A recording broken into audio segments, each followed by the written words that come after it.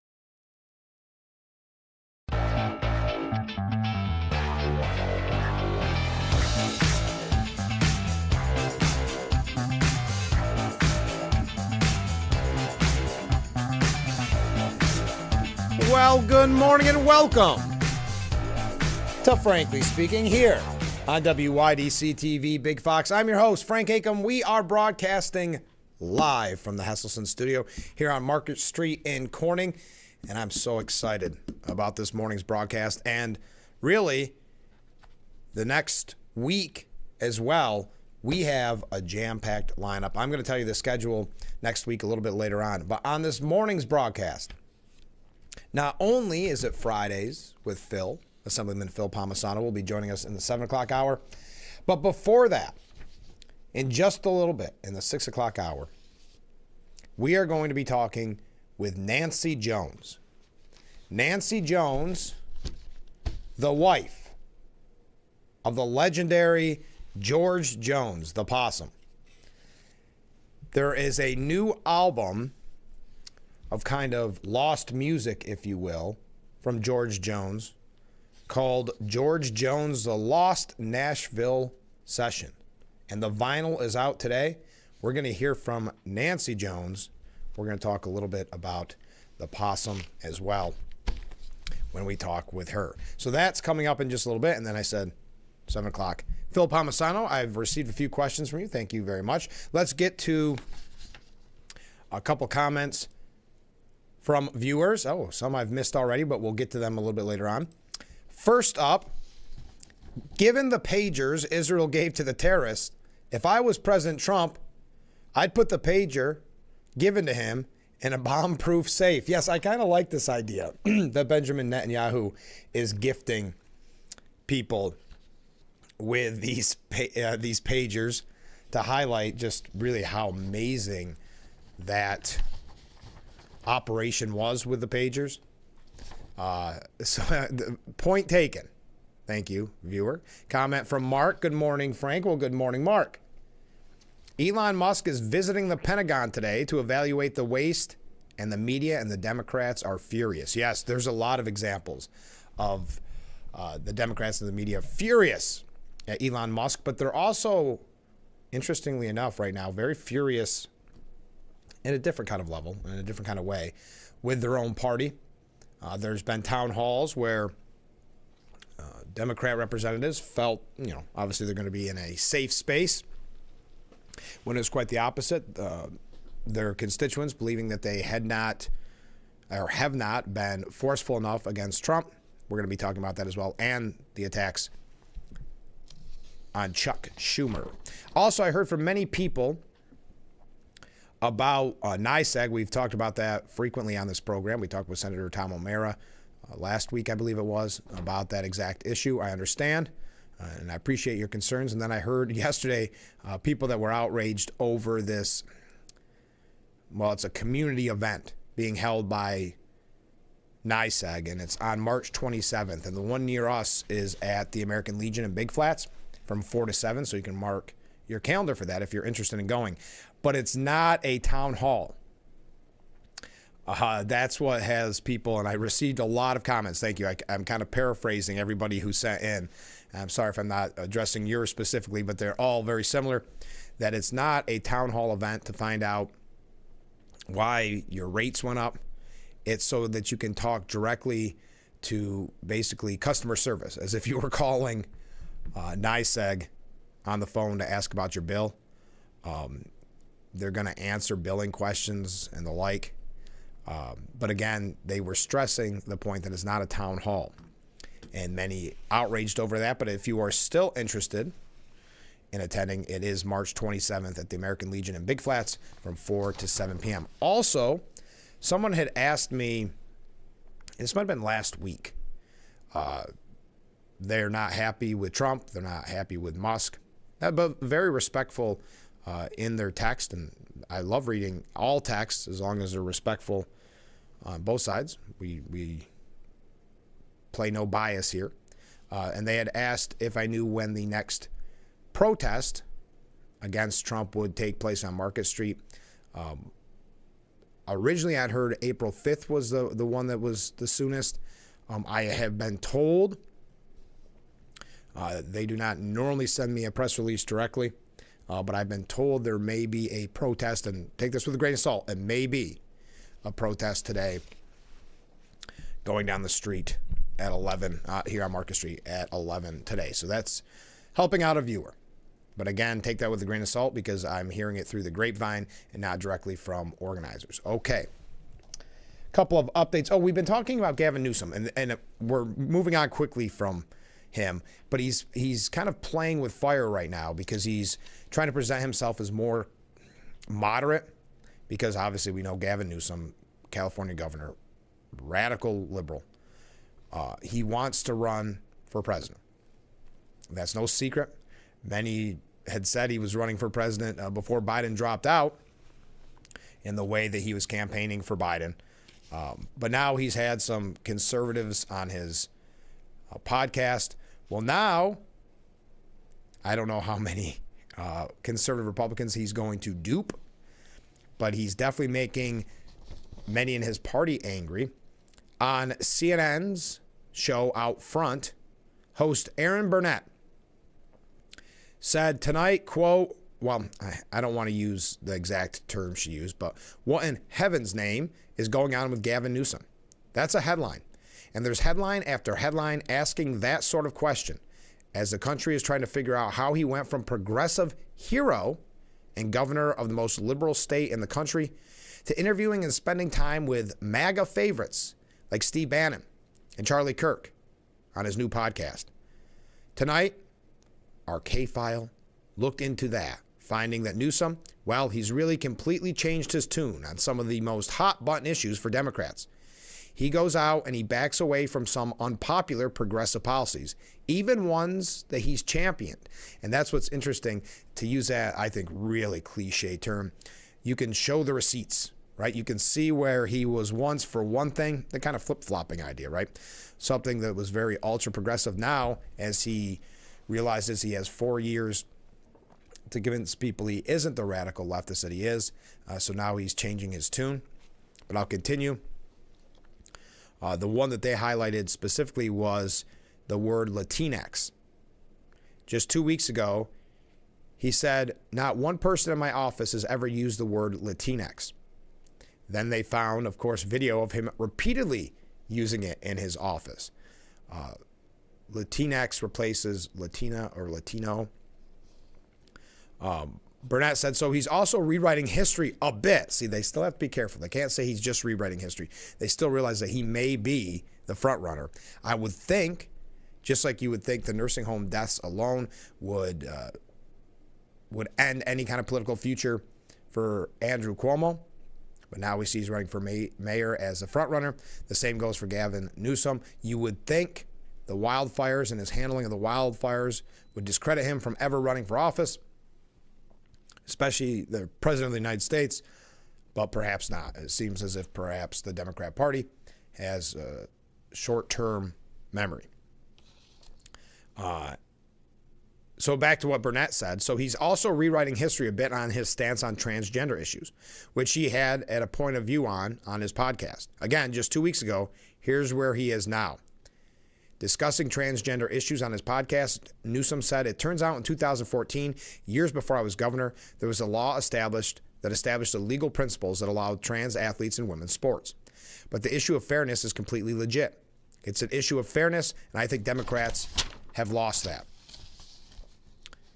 In that statement, he's kind of making it sound like he wasn't involved in this at all. He's like, oh, it was 2014, years before I was governor.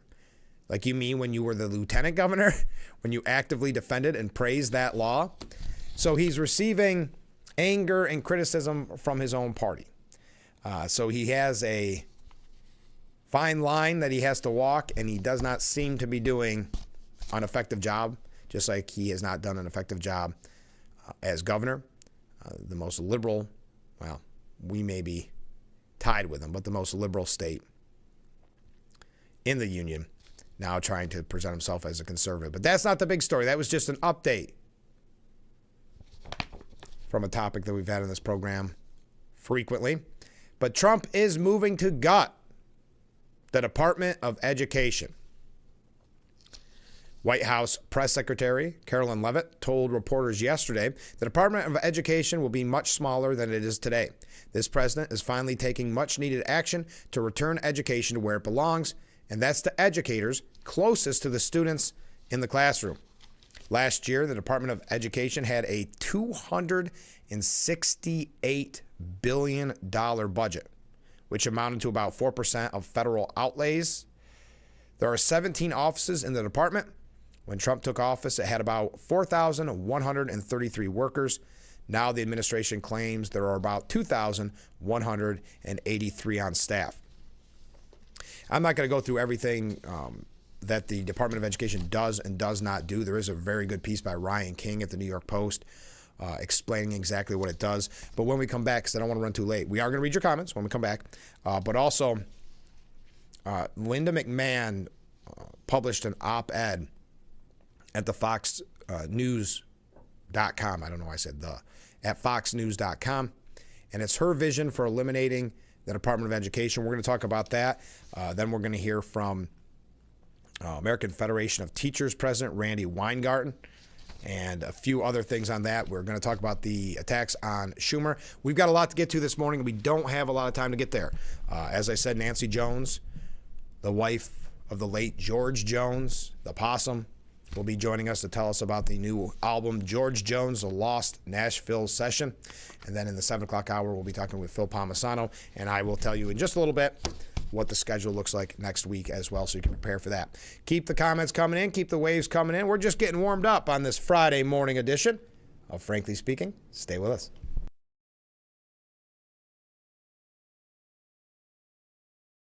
Have you been unable to work for over a year due to a mental or physical disability? Were you recently denied Social Security disability benefits? Great news. You may be eligible for money, back pay, relief. If you've been pre-qualified and diagnosed with a recognized condition that prohibits you from working, our lawyers can file a claim to get your disability benefit. Call us today and find out more. Call now, 844-617-0440. Hustle plus overbooked, plus bustling, plus cleaning overlooked. It all adds up. With Mary Maid's professional cleaning services, you'll have one less thing to worry about. Mary Maid's. Relax. It's done. Plus too busy, plus bustling, plus in a tizzy. It all adds up. With Mary Maid's professional cleaning services, you'll have one less thing to worry about. Mary Maid's. Relax. It's done.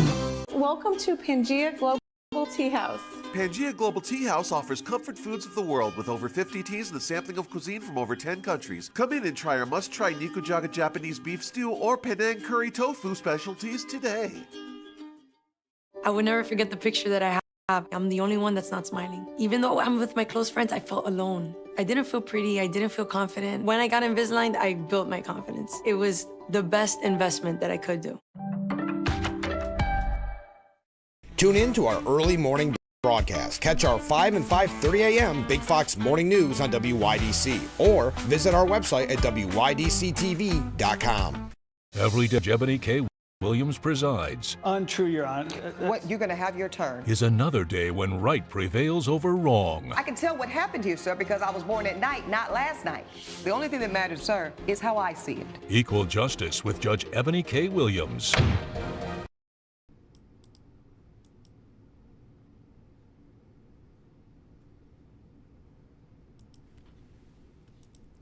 The Frankly Speaking Roof Cam. Brought to you by Boss Security in Horseheads. Contact them today for all your business and home security needs. And we are back, broadcasting live from the Hesselson studio. Some comments from viewers. It makes sense that there would be a protest today since there's a half day of school, at least at the middle school. Well, good point. I know the past protests had been, one was President's Day, so a day off, and then one a few weeks ago was on a Saturday, and I know the one that I had actually received some information on April 5th, that would be a Saturday as well.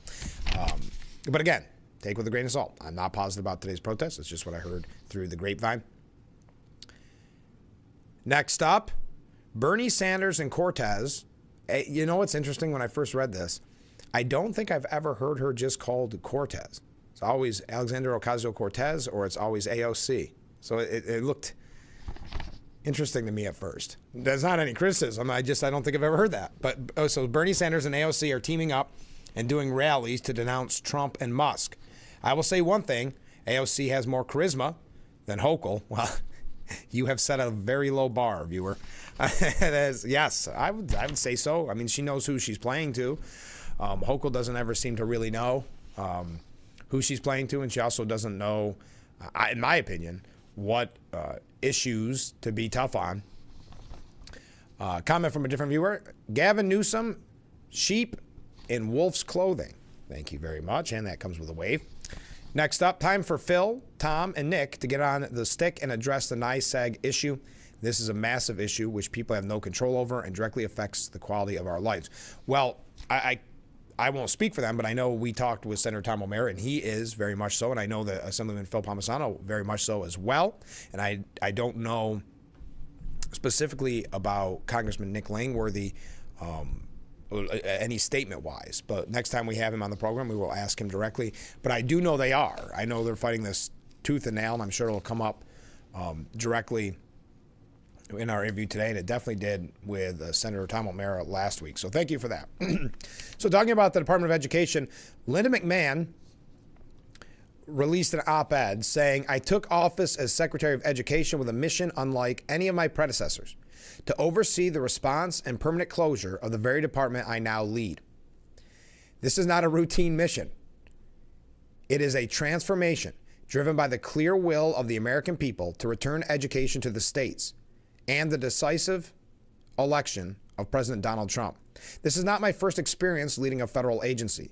In Trump's first term, I was at the helm of the Small Business Administration, an agency established in the 1950s to support entrepreneurial startups and privately owned companies. Both on my watch and years previous, the SBA delivered measurable success for job creators and workers. Small businesses have doubled in number since 1980, creating 2/3 of all new jobs in the past 25 years. That is why the SBA enjoys bipartisan support in Congress and a broad popular mandate. Education is the exact opposite story. Since the Department of Education opened its doors in 1980, it has overseen an era of stagnation and decline in student achievement. Despite more than $1 trillion in federal spending, test scores have flatlined and millions of students remain stuck in failing government-run schools. Rather than providing real solutions, the department has too often prioritized federal micromanagement instead of support for meaningful learning. It has perpetually demanded budget increases beyond what Congress has allocated, all without demonstrating a return on investment in the form of improved student learning outcomes. And that's always been, as a side note, before I go back to her piece, that's always been one way they, specifically those on the left and the teachers union, they always say it takes more money. It's always about more money. We see it with local school budgets as well. It's got to be more money, but there's never been a demonstrable rise in education or in achievements. But I'll continue with what Linda McMahon had to say. Yet for all the federal government spending, few teachers, students, or parents can pinpoint just how the department's work benefits them. Before Trump's directive for federal employees to return to the office, many department staff weren't even showing up to the office, some having moved hundreds of miles from their duty stations. Federal oversight is deeply unpopular across the 50 states. A full fourth of teachers cite workplace rules as a major reason they leave the profession. Trump has responded with a decisive solution in an executive order entitled, quote, "Improving Education Outcomes by Empowering Parents, States, and Communities." He has directed me to dismantle this ineffective bureaucracy and restore control over education to states and parents. Our mandate is twofold. One, to plan in coordination with Congress for eliminating or reallocating the functions and operations of the Department of Education. And two, to ensure that no taxpayer money flows to DEI programs or institutions that embrace DEI. Abolishing the department will not happen tomorrow, but we can move in that direction immediately by revising guidance documents and grant competitions to advance the president's vision of returning education authority to state and local education leaders. If you're just joining us, this is Linda McMahon. As we begin complying with this executive order, we can also dismantle the last administration's DEI agenda and reorient civil rights enforcement so that we are protecting all students from harassment and discrimination, including Jewish students studying on elite campuses and female athletes on the field and in the locker room. Fundamental to this new vision are solid convictions about our work and our leadership role. K-12 education is the responsibility of parents first and foremost, and an investment in their children's future. Yet, for all the federal government spending, few teachers, students, or parents can pinpoint just how the department's work benefits them. Parents should be able to decide what school their children attend, ensure the curriculum is free from political agendas, and choose a school that protects their children's safety and well-being. Students should be able to expect an education that covers the basics with excellence, teaching math, reading, and civics rooted in an honest teaching of American history. When they graduate from high school, they should be prepared to enter college or the workforce education programs that will provide them with well-paying jobs and fulfilling careers. As we execute President Trump's directive, we will systematically unwind unnecessary regulations and prepare to resign the department's other functions to the states or other agencies, including funding programs for states to support low-income students and learners with special needs, the distribution of student financial aid, civil rights enforcement, and data collection. We will end this system that has overpromised and underdelivered, and empower local education leaders to build something much better in its place. No federal agency of this size has ever been eliminated before, but this is a necessary correction, one that will ultimately free our schools from Washington's grip and restore freedom and innovation in education. My responsibility as secretary is to lead this effort transparently by respecting the will of the American people and returning education back to the states. That, Linda McMahon, I thought was a wonderful op-ed. Now, the teachers union is fighting back.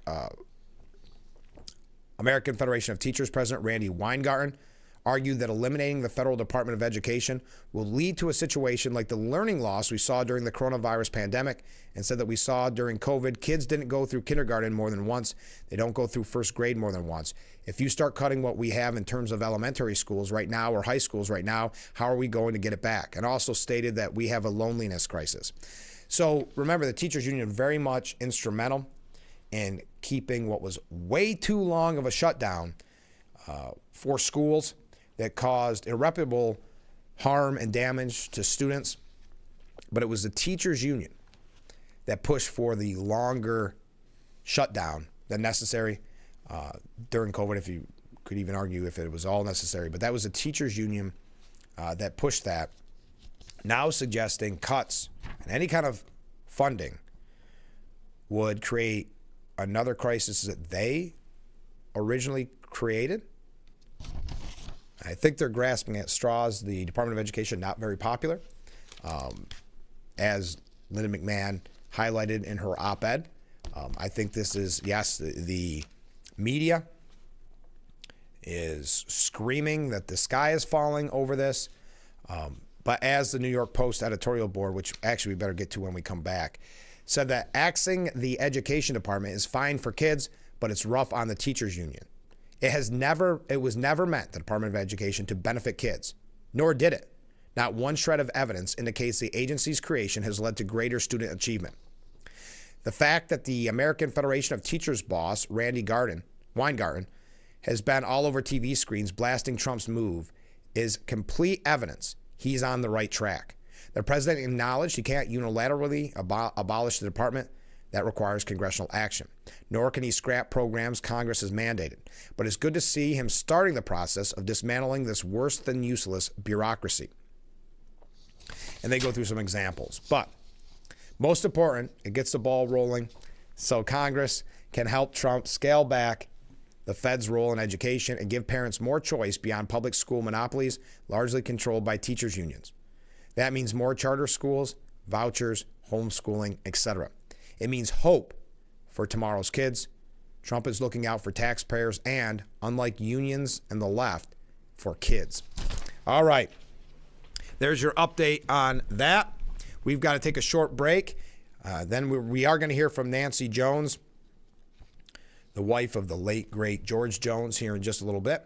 But we've got one more segment before that, so keep your comments coming in. And we'll be right back with Frankly Speaking here on WYDC TV. Big Fox. Stay with us.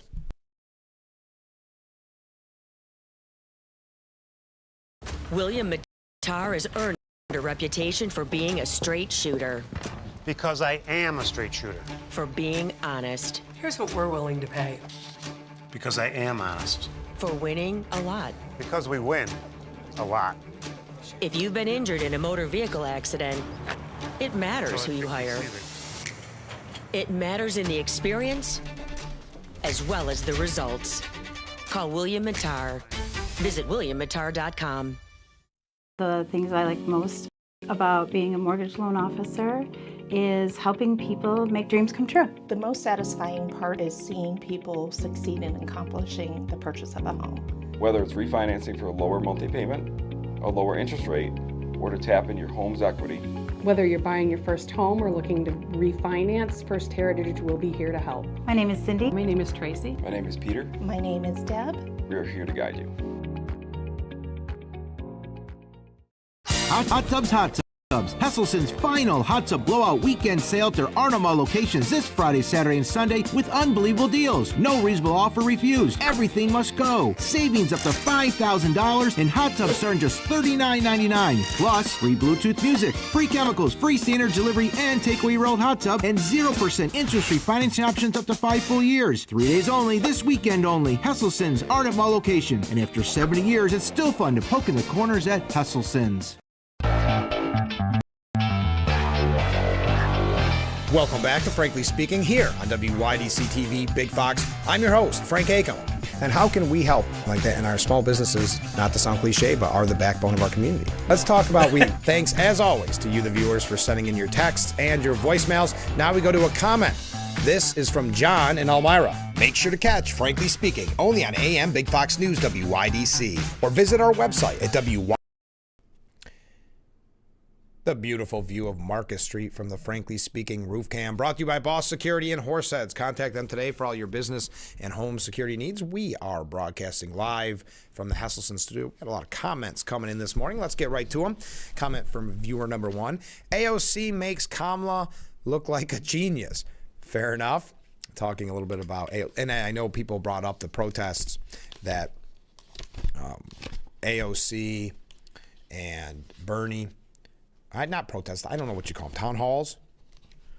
We may get a chance to talk about that. I know we're not going to have a chance to talk about much because we have so many guests and so much to cover.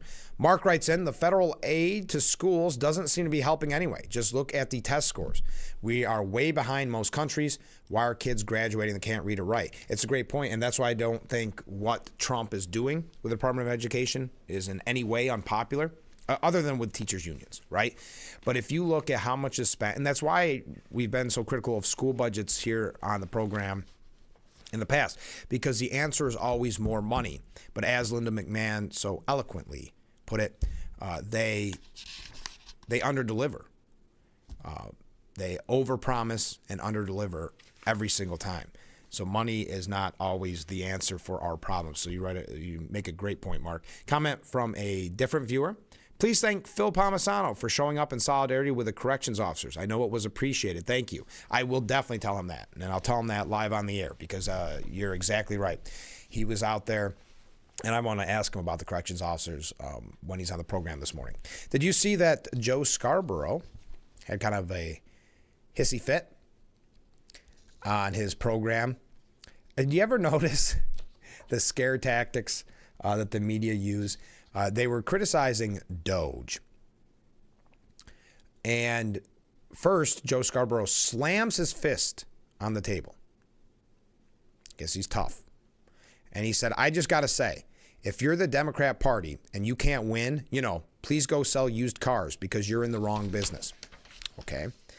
Then, in typical fashion, what is Doge going to do? Well, of course, they always suggest they're going to cut Social Security, Medicare, Medicaid, go after vets. And here's not a new one, but here's one that he brought up. Quote, they're going to take breakfast and lunch away from poor kids. They will not take tax cuts away from billionaires. So now the children are going to go hungry. The scare tactics, you can tell this is being effective by the way that they protest. Now, speaking of protests, the protests are out for Chuck Schumer. Senator Michael Bennet from Colorado saying yesterday, I do think on the leadership question, it's always better to examine whether folks are in the right place. And we're certainly going to have that conversation. That was in reference to Chuck Schumer. It is really important that we are able to lift up the stakes that we're fighting for the American people to know what we're fighting for on their behalf. And I don't think it was clear in this debate that we were. And in dodging your question, let me say it's important for people to know when it's time to go. This is very reminiscent of how they try to take out Joe Biden from running for re-election. This idea of it's important for people to know when it's time for them to get out. So not completely calling for their ouster, but sending the message to Chuck Schumer that it's time for you to go. But you make the decision. You say it, not us.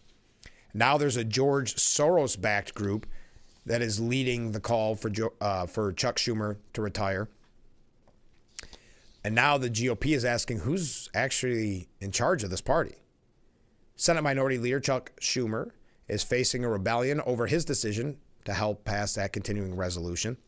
And Republicans have noted that one of Democrat megadonor George Soros' group is helping to lead the charge. Indivisible is pushing for Chuck Schumer's ouster as the minority leader. The Democrats will have an important question to answer in the upcoming days. Who actually leads their party? Schumer or Soros? A Trump White House official told the New York Post. Democrats are eating their own, selling out to the far-left crazies and megadonors who are funding clown show protests across the country. It's painfully obvious that George Soros doesn't believe that leader Hakeem Jeffries or Chuck Schumer have the backbone to lead. And yes, there has been a lot of criticism. We brought that to you yesterday as well, of Hakeem Jeffries and the job and his role and what he's been doing. As a matter of fact, there's been huge protests at various town halls saying that the Democrats aren't doing enough to go against Trump. So there's some names being thrown around. But Chuck Schumer just keeps going back to the well, not helping himself. Just saying lawless, angry Trump has put United States in a constitutional crisis.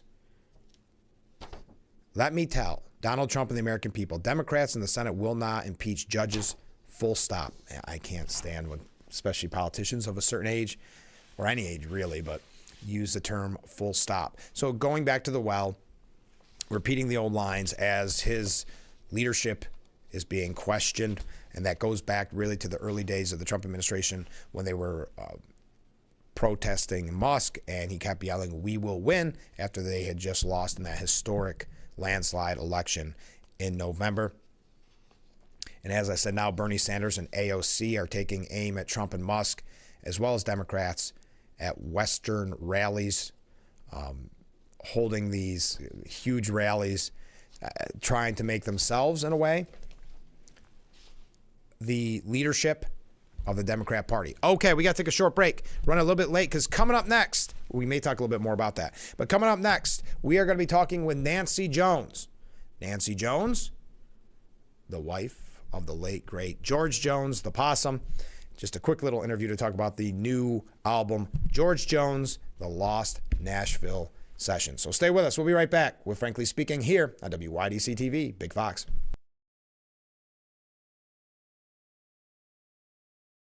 If you or a loved one regularly used hair relaxers or straighteners and were diagnosed with uterine, ovarian, or endometrial cancer, you may be entitled to significant financial compensation. I've used hair relaxers for years. I had no idea they could cause cancer. Chemical hair relaxers and straighteners have been linked to serious conditions, including several types of cancer. If you used hair relaxers and have been diagnosed with uterine, ovarian, or endometrial cancer, call us now.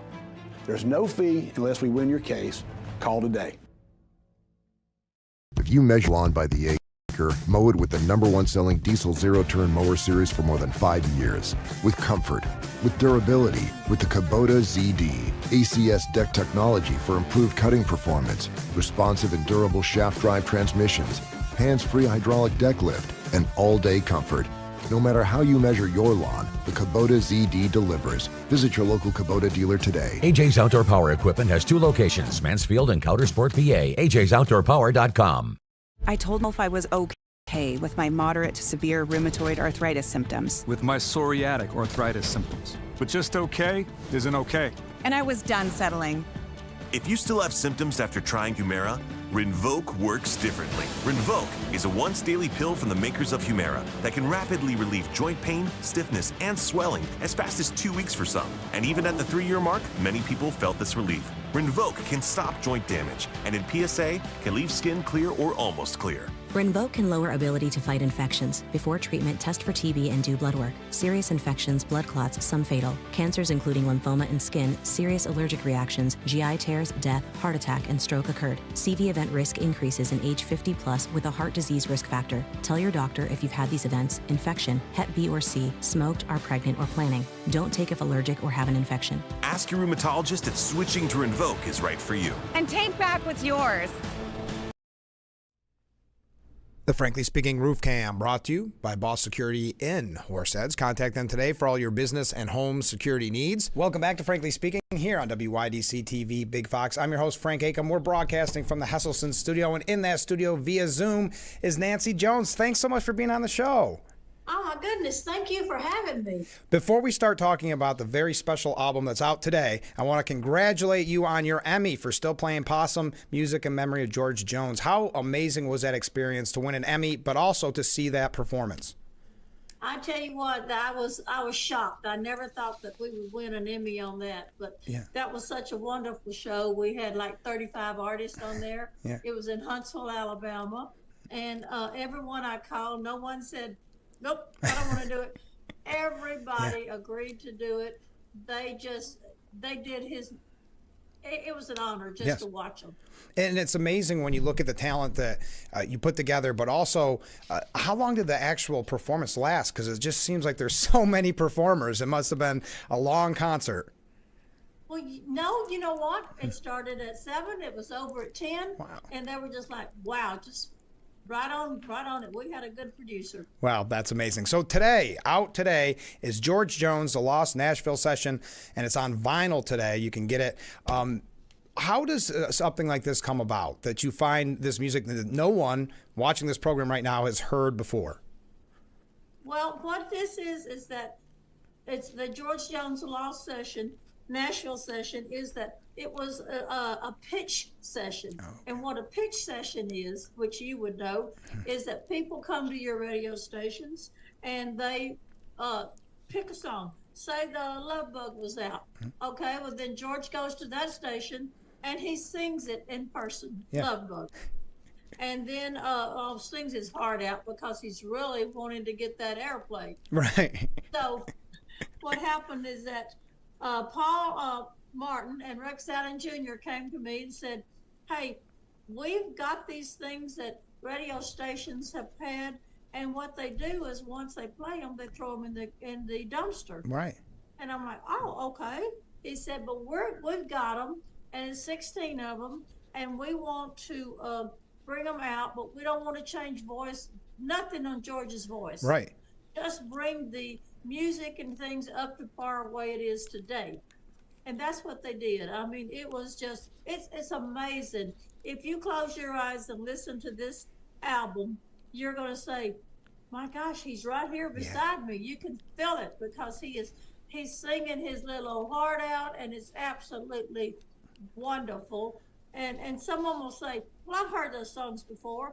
You have heard those songs before, but not the way George is singing them. No, it's almost, in a kind of a weird way, it's almost like a live album, because they were doing it on one take, right, at these radio stations. So it's almost like he couldn't stop it because he was trying to get airplay. If he had stopped it, then it'd look like a studio album, you know, where they stop to start, you stop it. But no, he sung straight out. I mean, poured his heart out on these songs. How long was this process? Because as you said, they've been singing around for a while. They needed to be cleaned up a little bit. Not George is part of it, but everybody else. How long from beginning to end was the process? Well, those were back in the 70s when he did these. Yeah. So really, since 1970s, right? Yeah. Yep. So when they called me, Paul Martin and them, it was in 2013. I'm like, I'll never hear from them again.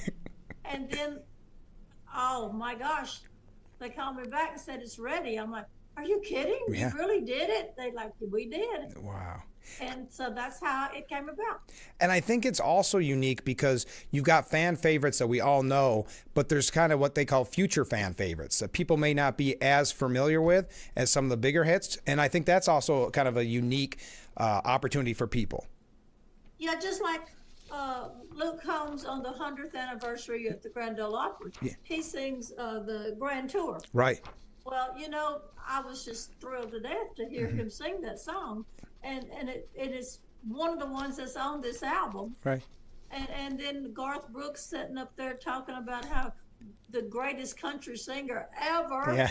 And then he sings He Stopped Loving Her Today. Yeah. I mean, it just made my heart so happy. Yeah. And when you mention the Grand Tour, I don't think there could be a better song for the Grand Ole Opry, could there? When you really think about the lyrics. Yep, step right up and come on in. Exactly. So this is such a unique opportunity and an exciting opportunity for people. You can order it today on vinyl. How does it sound on vinyl?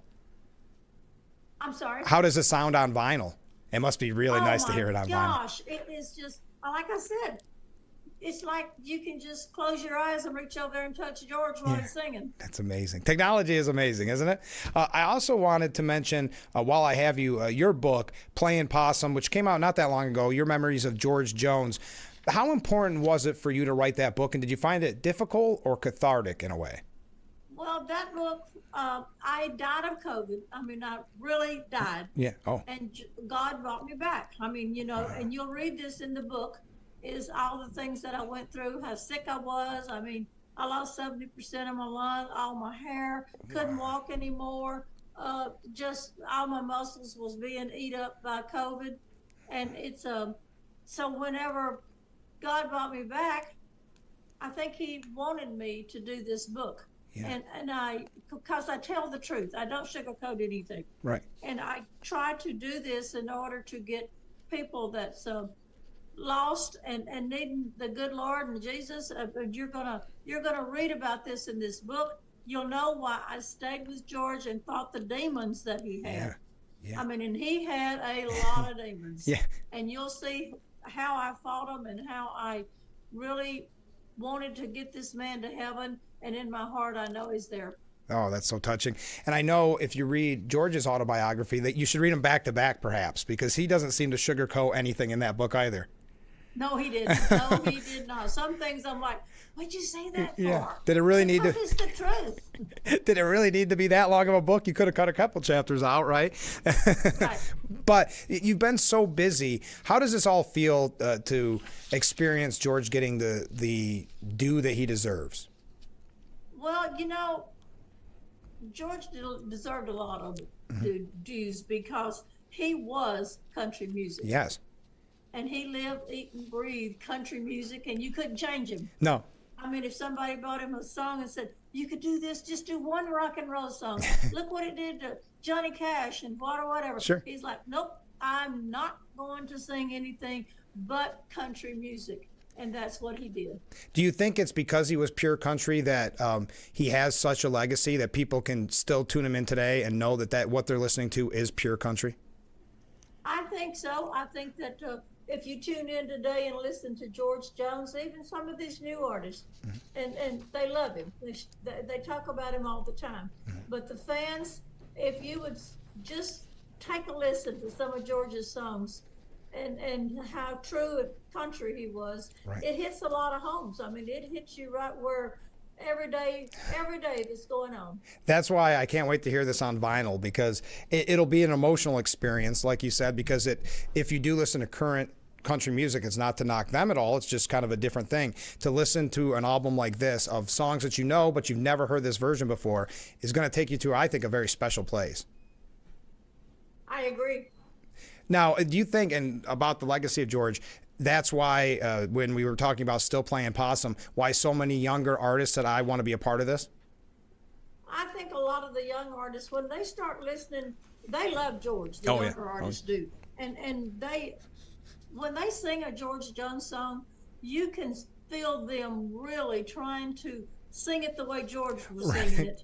And then they'll say, I can't sing like George. You don't have to, just sing it, because you'll feel it. And just like Luke Combs last night, he did on that Opry, he did such a great job. No, he really did. So with the new album, which is out on vinyl today, George Jones, The Lost Nashville Sessions, do you see more opportunities like this to come? Is there more songs in a vault, or is this kind of you better buy it today and this is it? I would say buy it today, because I don't know of anything in the vault. I think we've emptied it, but if something does come up, I'll be right in the middle of it, putting it out. Well, that's why I think this is such an interesting story, because these were destroyed. I mean, technically, when these were done, most radio stations, like any radio station, has more records and CDs. So the fact that they were even found goes to show you probably the power of the performances. True. That everything you said is true. Now, is there a best place to purchase any of these that we've been talking about? The George Jones Lost Nashville Sessions out today, or your book, Playing Possum? You can get it on Amazon. Okay. Great. And you can get the vinyl and the CD also there, but you can also get it at Walmart. Oh, wow, that's great.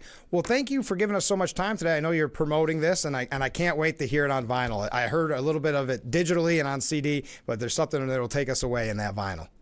Oh, well, thank you for having me, and y'all go out and get this album, get this CD, and you will be so amazed to see the vinyl. I just love vinyl. I know, me too. I can't wait. Well, thanks for giving us this time. We'll talk to you soon. How's that?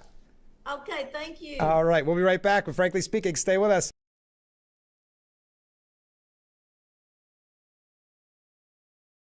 I have type 2 diabetes, but I manage it well. It's a little pill with a big story to tell. I take once daily Jardians at each day start. As time went on, it was easy to see I'm lowering my A1C. And for adults with type 2 diabetes and known heart disease, Jardians can lower the risk of cardiovascular death too. Serious side effects include increased ketones in blood or urine, which can be fatal. Stop Jardians and call your doctor right away if you have nausea, vomiting, stomach pain, tiredness, trouble breathing, or increased ketones. Jardians may cause dehydration that can suddenly worsen kidney function and make you feel dizzy, lightheaded, or weak upon standing. Genital yeast infections in men and women, urinary tract infections, low blood sugar, or a rare life-threatening bacterial infection between and around the anus and genitals can occur. Call your doctor right away if you have fever or feel weak or tired and pain, tenderness, swelling, or redness in the genital area. Don't use if allergic to Jardians. Stop use if you have a serious allergic reaction. Call your doctor if you have rash, swelling, difficulty breathing, or swallowing. You may have increased risk for lower limb loss. Call your doctor right away if you have new pain or tenderness, sores, ulcers, or infection in your legs or feet. Jardians is really swell, the little pill with a big story to tell. Tune in early morning broadcast. Catch our 5 and 5:30 a.m. Big Fox Morning News on WYDC or visit our website at WYDCTV.com.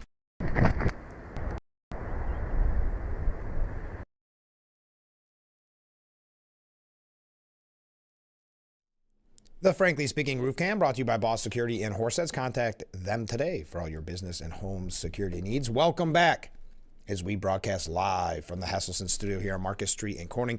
A big thank you to Nancy Jones for being on the program this morning. Again, the album George Jones and the Lost Nashville Sessions out today on vinyl.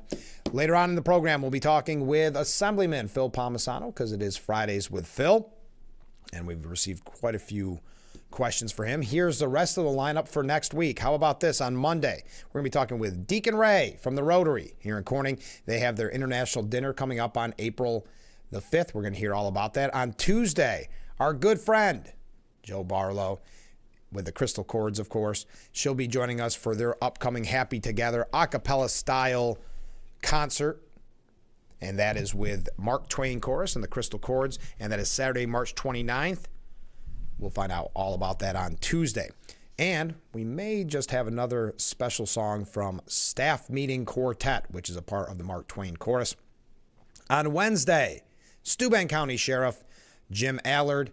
On Thursday, Corning Mayor Bill Boland. And on Friday, former Congressman, current Assemblyman Joe Sempolinski. So how about that for a lineup? Looking forward to the next week and today, of course. Comment from a viewer. Florida Congresswoman Anna Paulina predicts that Trump will face impeachment if Republicans lose the House in 2026. This sounds like they are trying to gather up votes to more Democrats in the House, putting hope in people that Trump will be impeached. Yeah, because if you see at these town halls, Democrats are not receiving a warm welcome. Arizona Senators Mark Kelly and Ruben Gallego were told to fight dirtier and get in the mud with Republicans. We want you to show some of the backbone and strategic brilliance that Mitch McConnell would have in the minority, a man told Maryland Representative Glenn Ivey. They should try actually fighting for once. They should try to actually be the opposition party, said another town hall member at the Illinois Representative Sean Casten meeting.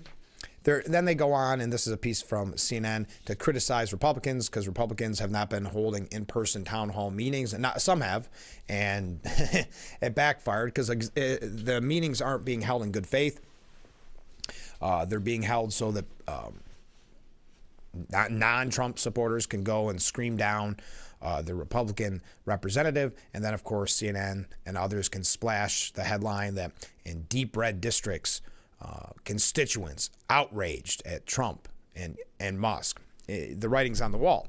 But a lot of a chorus, if you will, of Democrats, constituents, mad at their representatives for not fighting Trump dirty. I don't know if they're looking more for what we've been seeing, unfortunately, in the media, which is the fire bombings of Tesla dealerships. I mean, what do they mean by fighting dirty? It's a scary time with the rhetoric that is being used. And that's why you have AOC and Bernie going out, and we've had people mention this already on the program, going out for these rallies, trying to fire up the crowd. But Douglas Murray had a good piece, which I will get to here in just a little bit, because we got to take another short break already. And then we're going to wrap up hour number one. Assemblyman Phil Palmisano coming up in just a little bit. And we have some comments from viewers we'll get to when we come back. Stay with us. We'll be right back. Oh, well, let me just give you the headline from Douglas Murray. AOC, Walz, these nuts are the future of the Democrats? He asks. Stay with us. We'll be right back with Frankly Speaking after this. If you or a loved one regularly used hair relaxers or straighteners and were diagnosed with uterine, ovarian, or endometrial cancer, you may be entitled to significant financial compensation. I've used hair relaxers for years. I had no idea they could cause cancer. Chemical hair relaxers and straighteners have been linked to serious conditions, including several types of cancer. If you used hair relaxers and have been diagnosed with uterine, ovarian, or endometrial cancer, call us now. There's no fee unless we win your case. Call today. I would never picture that I have. I'm the only one that's not smiling. Even though I'm with my close friends, I felt alone. I didn't feel pretty. I didn't feel confident. When I got Invisalign, I built my confidence. It was the best investment that I could do. Welcome back to Frankly Speaking here on WYDC TV Big Fox. I'm your host, Frank Acom. How is the planning going in preparation? Make sure to catch Frankly Speaking only on AM Big Fox News WYDC or visit our website at WYDCTV.com. The Big Fox website is here now. WYDCTV.com. Local and national news that keeps you informed and involved. WYDCTV.com. Today's weather up to date and in your town. WYDCTV.com. Sports news, local events, and health stories that affect you. WYDCTV.com. The Big Fox website. Your news here now. WYDCTV.com. The Frankly Speaking Roof Cam, brought to you by Boss Security in Horseheads. Contact them today for all your business and home security needs. We are back, broadcasting live from the Hesselson studio.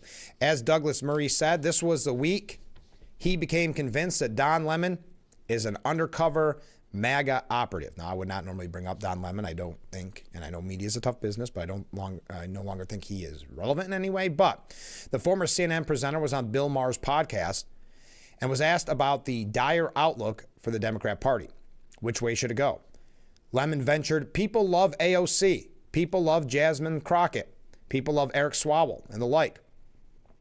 I think the Democrat Party should put people out there who the people want, who they are asking for.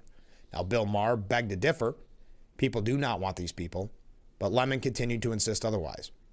Personally, I suspect the only person who ever even pretended to love Eric Swalwell was Chinese spy Fang Fang, who represented Swalwell. Well, we know that whole story, but that's a detail. As I say, the only explanation for Lemon's statement is that Lemon is secretly working to keep the MAGA movement in power for the foreseeable future, because it is only if the Democrats swing to the hard left that they can make sure the Republicans continue in power unchallenged. Despite times, or desperate times, may call for desperate thinking, but these are certainly desperate times for the Democrats. Just consider how bad the situation is for the party. First, it has no leadership. Senate Minority Leader Chuck Schumer is trying to hold the party together, but his decision on the CR led to a fallout. Former House Speaker Nancy Pelosi even took a jab at Schumer, as we talked about all week. So dire has been the backlash against Schumer that he has canceled his upcoming book tour for security concerns. That's the reason that they gave, or the excuse they gave anyway. But this isn't security. But that isn't security concerns from Republican rivals, no, but rather the disgruntled members of his own party. Second, there is the dire bench that the Democrats are coming up on. One-time Golden Boy Gavin Newsom has spent recent weeks trying to tidy up his image faster than he tried to tidy up the Palisades. Today, Governor Gavin is trying to reach out and show himself to be a man of the political center, which we've talked about as well. Yet the disaster of Newsom's time as governor will continue to swirl around him, and it's unlikely that smoke will be able to clear for a bit of light podcasting. Then there's a left of the party that is trying to drag it their way. But just look at how pathetic it is. It sounds more like a street movement than a political movement.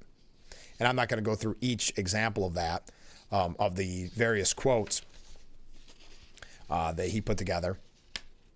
But if you were the enemy, well then, like Don Lemon, you tell them to go the way of AOC and Cleaver and Tim Walz and Wu, and encourage them to do as much as they can to push it to the far left to keep Republicans in power. I thought it was an interesting idea from Douglas Murray. Okay, quickly, and a New York State issue, and we're going to talk with Assemblyman Phil Palmisano, but I wanted to let you know, if you had not heard by now, New York City, now this is just a city, but New York's, and don't think for a moment if it starts in the city, it wouldn't come here, but New York City's law that allowed non-citizens to vote is dead, as the state's highest court has shut it down in a 6-1 ruling.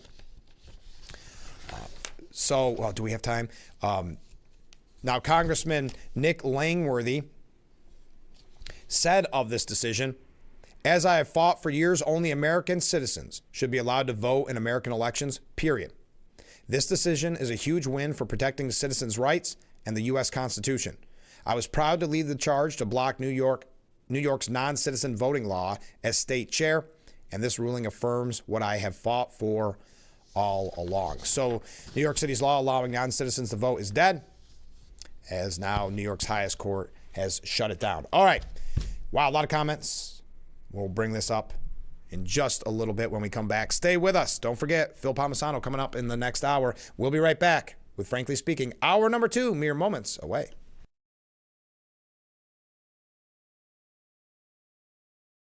Hard water makes it hard to keep your home looking like the work of art you've always envisioned it would be. Culligan softeners reduce hard water buildup and your cleaning time, transforming every drop, every splash, every rinse into the fine art of a long-lasting clean. With a Culligan water softener, revel in the breathtaking beauty of your home, just the way you've always pictured it. Culligan, water you love. Tune in to our early morning broadcast. Catch our 5 and 5:30 a.m. Big Fox Morning News on WYDC, or visit our website at WYDCTV.com.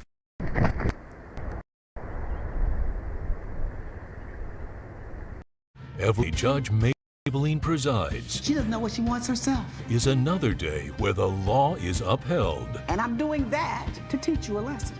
Now, either you're going to say you did or you didn't, or I'm going to get to know real quickly that you lied. Justice with Judge Maybelline.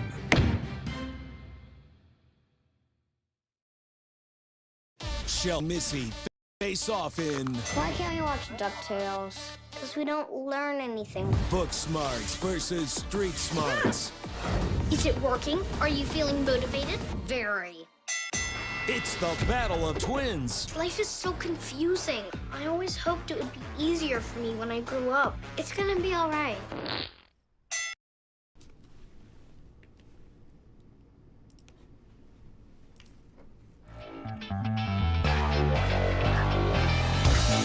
Hour number 2 of Frankly Speaking. Broadcasting live from the Hesselson studio. I'm your host, Frank Acom. A lot of comments to get to. As I said, Phil Palmisano will be our guest in a little bit. Let's go through some viewer comments. Frank, you must have seen that Jasmine Crockett wants Musk taken out on her birthday on March 29th. Can you imagine the legacy media response of that if that was said about a Democrat by any Republican? Oh, absolutely, Ken. You raised such a good point. There's definitely the double standard in the media. We know it. It's why the media is struggling.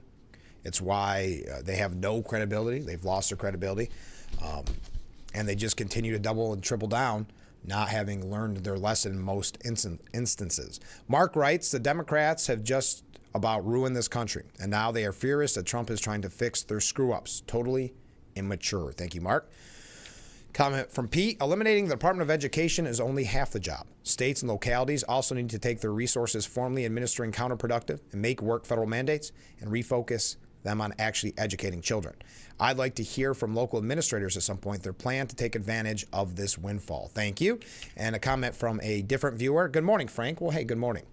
I wish you would quit condoning the representatives not having in-person meetings. There are a lot of people locally that have questions for Langworthy, and he does not answer them on his calls or in his newsletter. I happen to be a Republican. I still have questions, and I'm disappointed that he is not engaging in an open conversation with his constituents.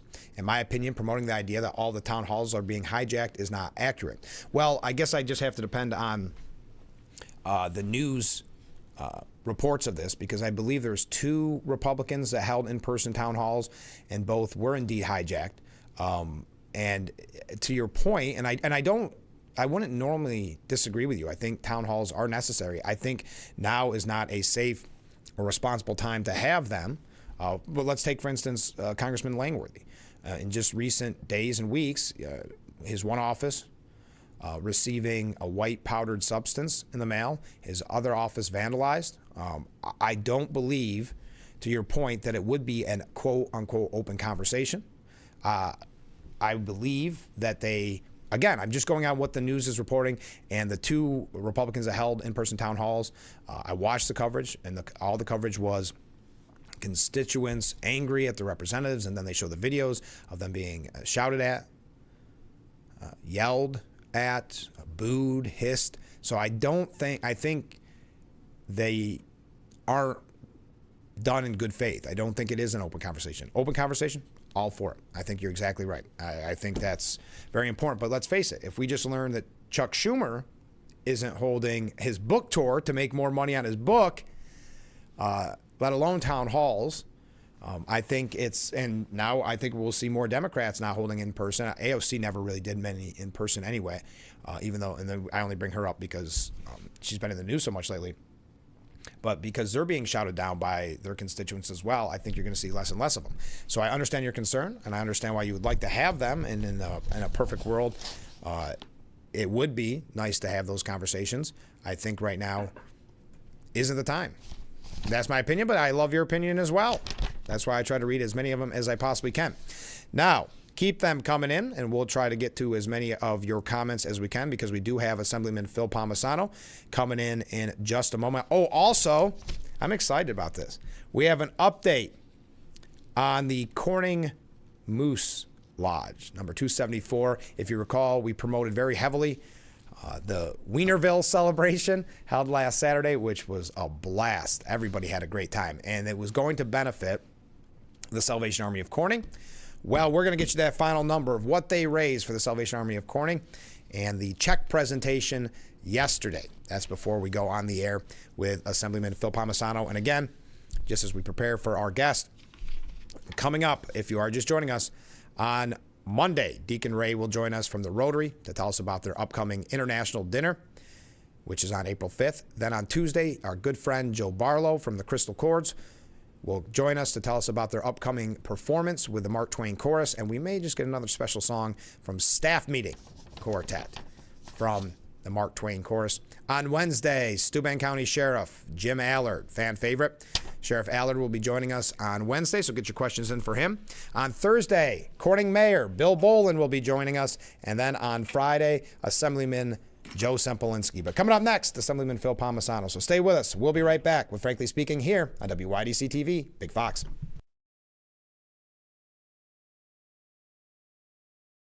Attention, Elmeron may lead to vision loss. If you have suffered vision problems after taking Elmeron to treat bladder pain, call the Hearn Law Firm. Elmeron may be responsible for your vision problems, and you may deserve compensation for your injuries. If you took Elmeron and now have vision problems, call the Hearn Law Firm at 888-308-3866 right now. You could find out if you qualify in less than 2 minutes. Call 888-308-3866 for your free case review. I would never forget the picture that I I'm the only one that's not smiling. Even though I'm with my close friends, I felt alone. I didn't feel pretty. I didn't feel confident. When I got Invisalign, I built my confidence. It was the best investment that I could do.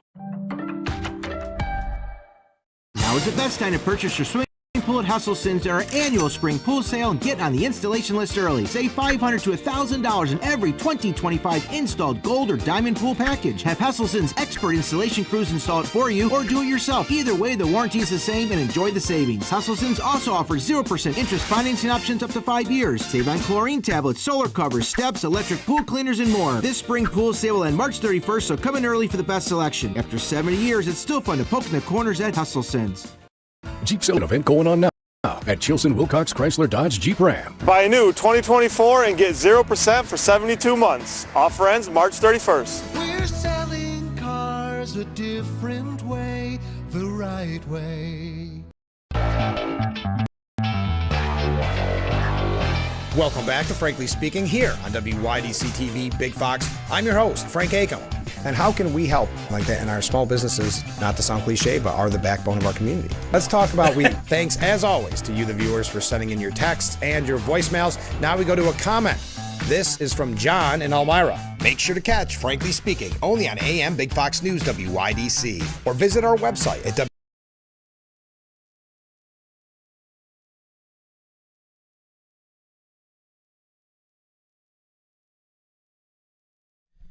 Welcome back to Frankly Speaking here on WYDC TV Big Fox. I'm your host, Frank Acom. We are broadcasting live from the Hesselson studio here on Marcus Street in Corning. We're going to be joined by Assemblyman Phil Palmisano in just a second, but I got that final tally, and we had a check signing celebration yesterday at the Salvation Army. Our good friends at Moose 274.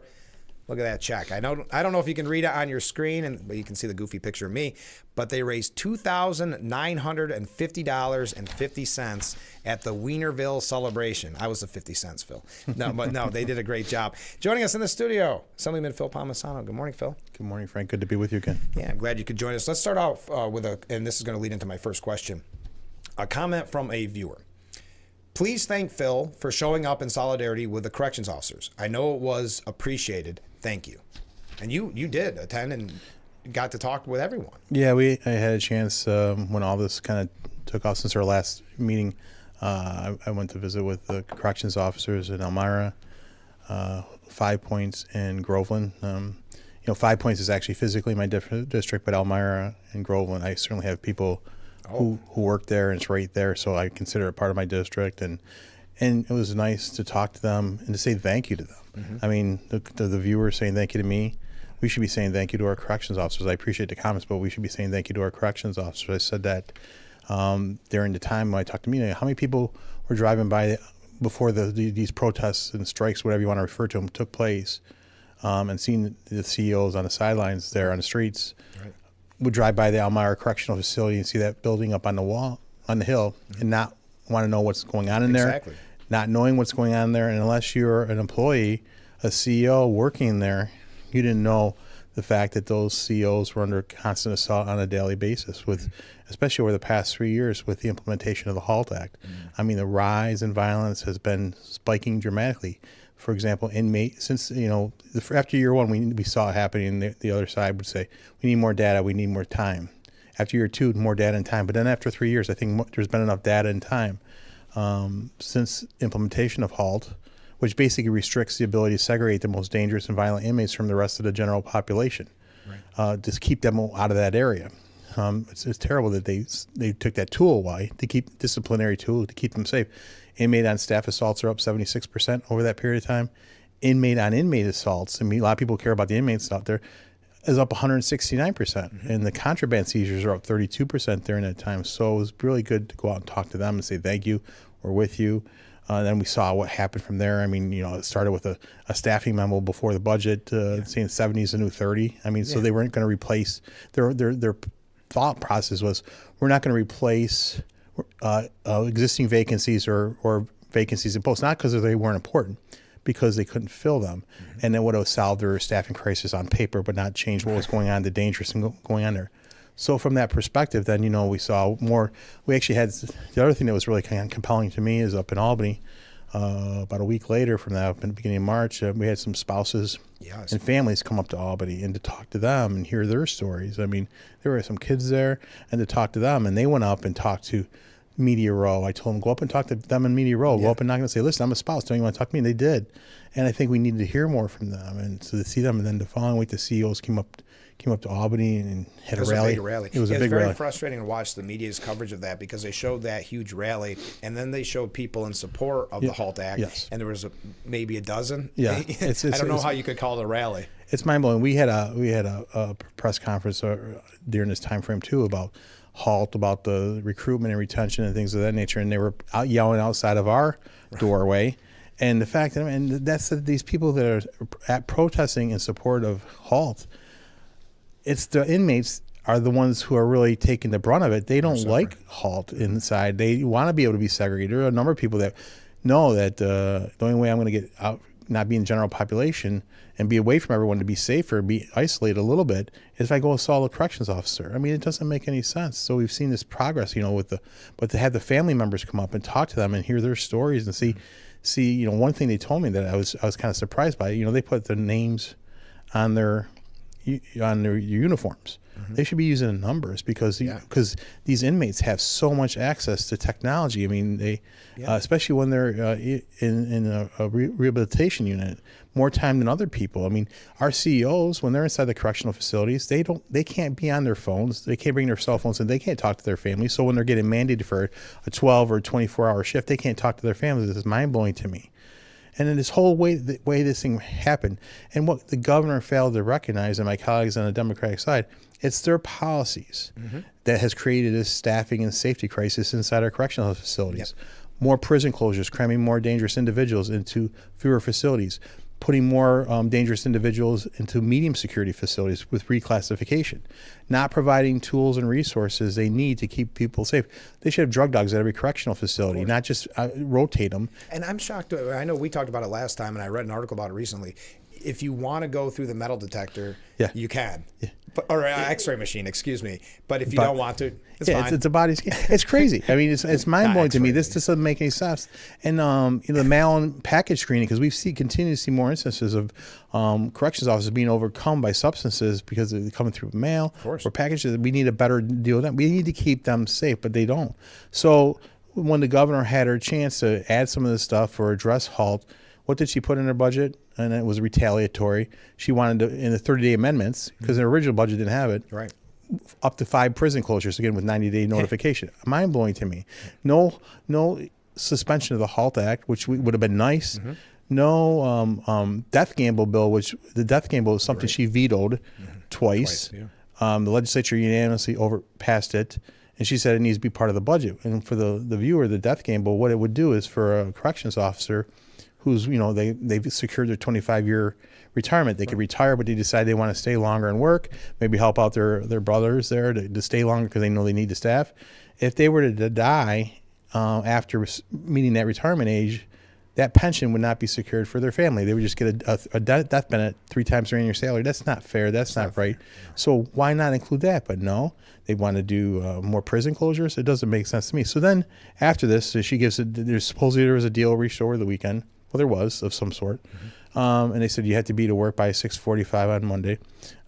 People showed up there, but there were some people that, and there were some questions about how much communication you were going to get out to these to the CEOs and members.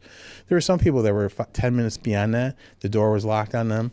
They tried to get in, and they were shut out and said, "No, you're fired." And you had people that were on maybe disability leave or we had an article, I think it was on Empire Report, about a woman who was pregnant.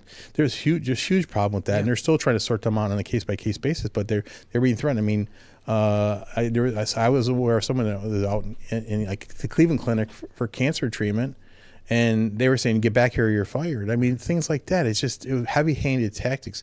You do this to these dedicated employees who work a very dangerous job to keep us safe.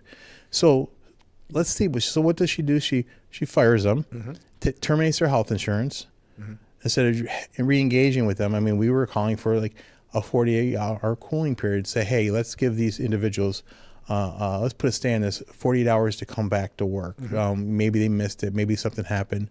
But what it would do is be a sign of compassion and understanding on your part and recognition for the dangerous job these individuals do. We never heard back on that, but we asked for that. Yeah. And how does she top it off? She does an executive order saying these individuals can't work not only in state government, but in local government through an executive order. I mean, it was a huge overstretch, huge abuse of executive authority. It is. And you had a great statement. I don't have it in front of me. I can't remember the word that you used, but something to the extent of it's vindictive and petty what she's doing at this point. Totally. And it all comes, and as Sheriff Allard put it perfectly, that these corrections officers, this is an act of desperation why they did this. They could no longer handle the safety issues. The hours, I think most people were shocked to hear the hours that they work in such a dangerous job. And so what does she do? I wish she would be this tough when it comes to public safety, for heaven's sakes. Right. So she uses an executive order. A retaliation. Yeah. That's what it was. Yep. And I don't understand. I mean, she could have used her executive order to declare an emergency for a staffing safety crisis and suspended the HALT Act, but she didn't. So you think she would have learned from Governor Cuomo during COVID how he abused his executive authority. She certainly did. And now you see locals coming up like Chemung County, Oneida County, other counties have made comments about it. We actually have a concurrent resolution to remove it. But there is some talk that she's not going to renew it again because she's took it on the chin, and rightfully so for this. It was just a total stretch and abuse of executive authority, mind blowing to me. I mean, I just think she could have done some positive things. I think if she would open up that window, it would have been a conciliatory, kind of an open. Because there were some people that let's make it clear. There were some people who were not going to return to that facility. They were retiring and resigning regardless. Right. But there are some people that really wanted to, that missed it for different reasons. Maybe they didn't get the communication. They should have opened up. And we had a shortage of 2,200 corrections officers before this all started. Yeah. Now she's firing another 2,000. Yeah. And what's her plan to use the National Guard? And the National Guard is not prepared for They're not prepared. They're stressed beyond belief. I mean, I went up and I did visit with the National Guard up at Grove, and I talked to them. And they're stressed. They were there for 10 straight days. They couldn't go home. So, and some of these are college kids who are being pulled out of their classes and their education, and being required to be at these correctional facilities. This is not the way it's supposed to be. And so why not go back? And so this is really their plan is to close more prisons. That's what's going to happen. They're going to give her the authority to close. Because both houses, and we could talk about the one house later, gave her the authority to close those 5 prisons with 90-day notification, which is an insult. Under the law, she can close any prison she wants with 1-year notification. That's the way you should do it, because you allow these families to plan and prepare. Because it's not easy to, in 90 days, to uproot your family, move, look for a new school, look for a new job. But that's what they want to do. And last year, during the budget, during the prison closures, the commissioner said, we have to close the prisons because we have a staffing crisis. I'm like, Commissioner, are you kidding me? We have staffing crisis in our hospitals and nursing homes. We don't see us closing them down. What do? You give better pay and benefits. You do recruitment bonuses. You do retention bonuses. Treat them with respect. We talked about the death gambles to protect their pensions. That's what we should be doing, and we shouldn't be closing them down. We shouldn't provide that uncertainty to them. But there's a lot more she could have done on this whole process. But this executive order, just one thing after another. It's just a total lack of respect, and I just don't understand it. It's a continued lack of respect for law enforcement in general, coming from Hochul's office. The way I kind of refer to it is it's like Governor Hochul and the Democrats, progressive socialists in the legislature, their policies have tipped the scales of justice in favor of the criminal, the dangerous, violent criminal, at the expense of public safety, crime victims, and law enforcement. It's like they're putting the handcuffs on law enforcement and not on the criminals. And it's a very dangerous environment inside those correctional facilities. It's not going to get any safer soon. So let's do some things that could improve the environment for them. They could have, but they didn't. Was anything in the budget, we'll talk about that in a little bit, focusing on the hours? I know when they had no, and then that's a good point. And when I went to talk to the officers, it was very, and I know I talked about recruitment and retention bonuses. We need to do that because the starting salary of a CEO is $56,000. It's abysmal. Yeah. But it's not woefully inadequate. I said it to the commission. But when I talked to the CEOs, when you talk to them, they said this is not about money. No. This is about safety, and this is about our quality of life. They go, I don't want to be working overtimes, going in for 8 hours and say it's 16 and 24, missing my kid's ball game or missing my kid's play or school event. But that's what was happening. It was their quality of life. They don't, some of these guys were making tremendous amounts of overtime. To go, I don't want to make that much overtime. I just want to see my family. So it's the quality of life, and this policies have created this environment on the violence with the HALT Act, and it was really about the HALT Act, and the governor. I mean, the legislature would have to pass it to get rid of it. That's going to be difficult. But the governor could have used her emergency powers, and could have used an executive authority to suspend the HALT Act. You would have to renew it, but she could have done it for an indefinite period of time, because if she declares a safety and staffing crisis in our correctional facilities, she can renew the emergency every 30 days and say we have to repeal the HALT Act, or suspend the HALT Act because of the violence that's going on. We have to give these tools and resources to our CEOs to segregate the most dangerous and violent inmates. Now, they were talking about stopping programming. That was their answer to the HALT Act, stopping programming. But that's not about programming. Even the CEO said we want them to do programming, but we want to be able to segregate the most dangerous inmate. There's no disciplinary action. If these guys come up and punch and hit, I've talked to CEOs who've been attacked. I mean, even in New York State, a sexual assault against a corrections officer, forcible touching, is a misdemeanor. I mean, it's just what type of these policies show about this governor. And the majority in Albany and what they think about our corrections officers is terrible. And then the vindictiveness of this governor on this executive order and what she's saying to them, and she's saying they're never going to work. And she's also threatened their peace officer status and what she did and what they did and how they handled these individuals who were on medical leave, workers' comp, and just putting them through the ringer. We heard stories of people being stuck in the jail who are on leave for 12 hours while they cleared each one of these at time. It took time.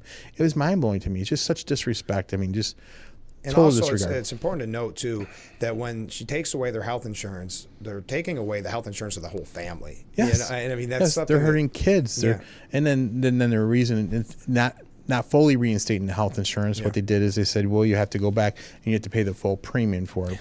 I mean, big hearts. I mean, but you spend $250 billion on all this other ridiculous stuff, but you can't take care of those dedicated employees who work a dangerous job to keep us safe. Really criminal, in my opinion. I couldn't agree more. We got to take a short break. Just a couple quick comments. Just typical Democrat behavior, turning an adjective like halt into a noun to promote it like it's a good thing. Yes, that's pretty typical. This is a comment, and we actually talked with Tom O'Mara about this. We had Senator O'Mara on not that long ago, and it was about why doesn't the Assembly impeach Governor Hochul? But the fact of the matter is, this just points to why elections are so important, because there's such a majority. That's why we're dealing with the mess that we're dealing with now. Democrats are in control. We don't like it, but they are. It's true. And the elections have consequences. The elections have consequences, I say time and time again. Yep. We have to take a short break. Stay with us.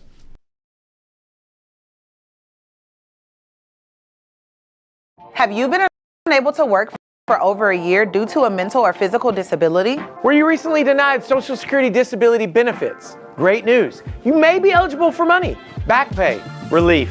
If you've been pre-qualified and diagnosed with a recognized condition that prohibits you from working, our lawyers can file a claim to get your disability benefit. Call us today and find out more. Call now, 844-617-0440. Are you or someone you love at risk of falling in the home? Did you know 80% of home falls happen in the bathroom? If you are still stepping over a tub to take a shower, please call Bath Planet for a free design service. Our certified design team will take all the measurements and work with you to design a bathroom that never has to sacrifice style for safety. Go with the company that people trust. Bath Planet, 2 locations serving the entirety of the Twin Tiers. Call today. I invite you to discover what makes our school community so special, including the fact that everything, top-notch education, housing, healthcare, food, clothing, technology, and much more is provided to our students at no cost to our families. This is thanks to the generosity of our founders, chocolate maker Milton S. Hershey and his wife, Catherine.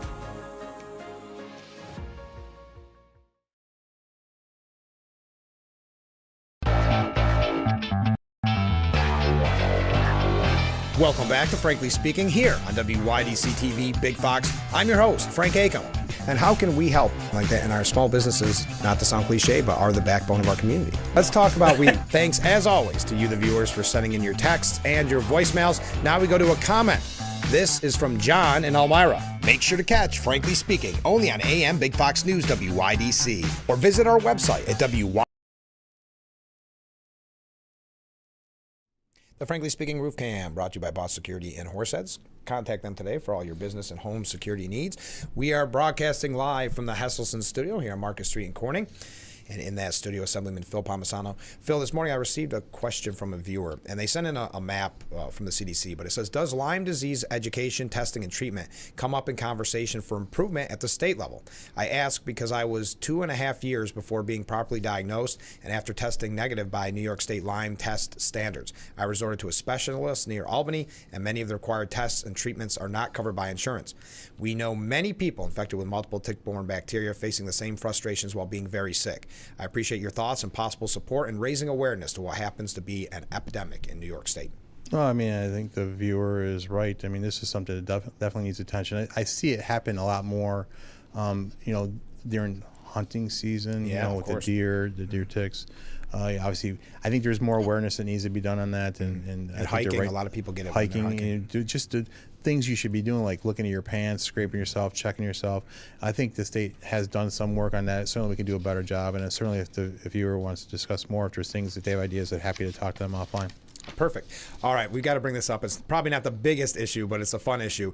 Tom Homan, how cool is that? Oh, my Lord.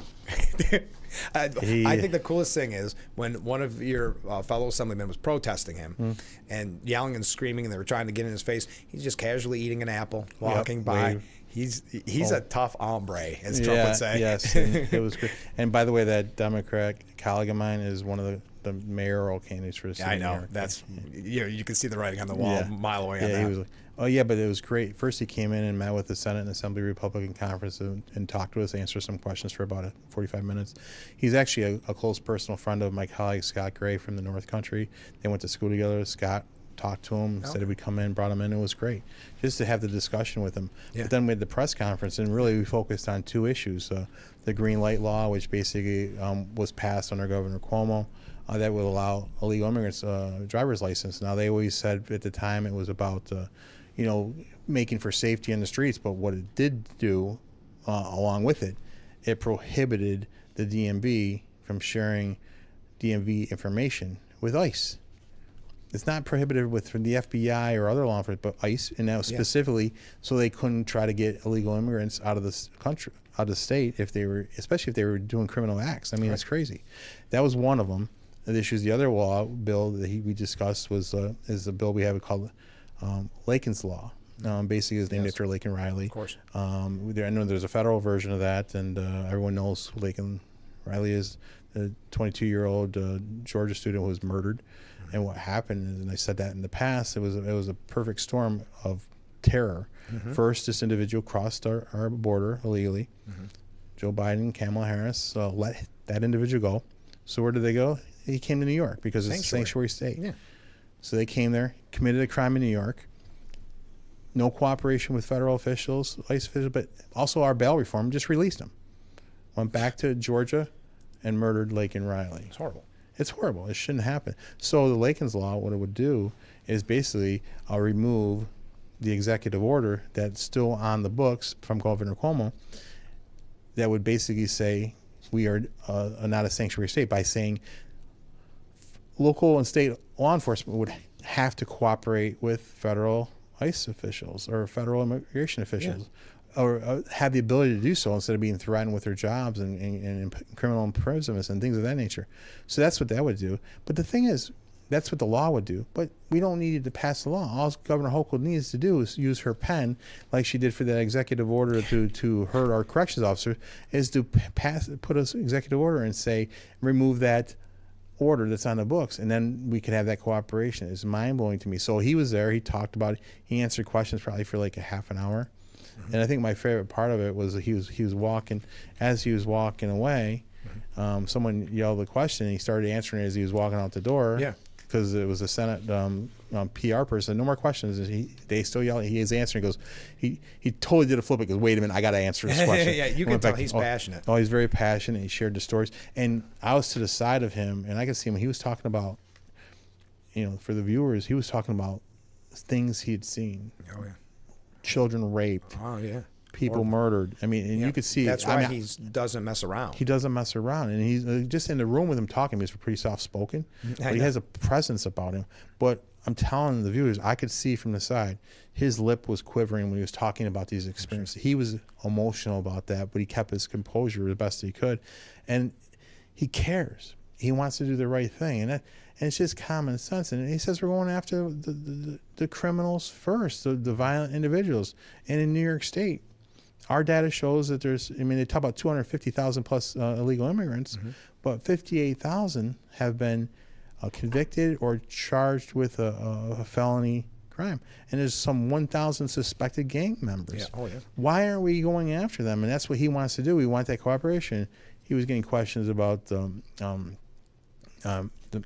Mayor Adams in New York City about cooperation with them. He said he thinks that he really wants to do something about it. Governor Hochul's makes statement that she wants to get people out, but you don't see the cooperation. She should get rid of that executive order, and it's just mind-blowing to me. Well, it's interesting. It's like the sanctuary state is very similar to the bail reform, where because of, like you talked about with Lake and Riley, there's victims that didn't have to be victims because of these horrible laws. If we were in a sanctuary state, if our local officials could have collaborated with federal ICE officials, if we didn't have catch and release, that individual would have been put over with federal officials for deportation. Yep. And instead, Laken Riley is dead today. Yep. It's wrong, it's criminal, it's sad. And there are more stories like that. Laken Riley's got a lot of attention, but there's more and more stories like that across our country. And it's just sad because of the policies, but we also have those types of things happening in New York time and time. We have the game, we have MS-13, we have the trail logger. I mean, all that stuff. It's crazy. It's just, we need to be addressing this issue and being cooperative. And the green light law should be repealed. Allow that access to the DMV database for our federal ICE officials. I mean, because people can't, sometimes they can't know who's in the car, or what, they can't see the area. That access to that is pretty scary. We got to take a short break. A couple quick comments. Question for the governor. I don't think they're talking to you. I think they're saying I know we've had people call for you to be governor in the past, but they're talking to Hochul. What schedule do you have for single parents when they can't go home for 24 hours? It seems like an attack on more than the employee. That's a great point for the corrections officers that are forced to work 24, 36 hours, right? I mean, there are going to be single corrections officers out there. Okay. Does the Assembly and Senate realize their failure, along with the governor, is why people and businesses are leaving New York? Do they care? I bring it up all the time. I mean, even the budget, and I'll share with you a budget story in a minute. Yeah. Okay, let's take a short break. We'll be right back with Frankly Speaking here on WYDC TV. Big Fox, stay with us.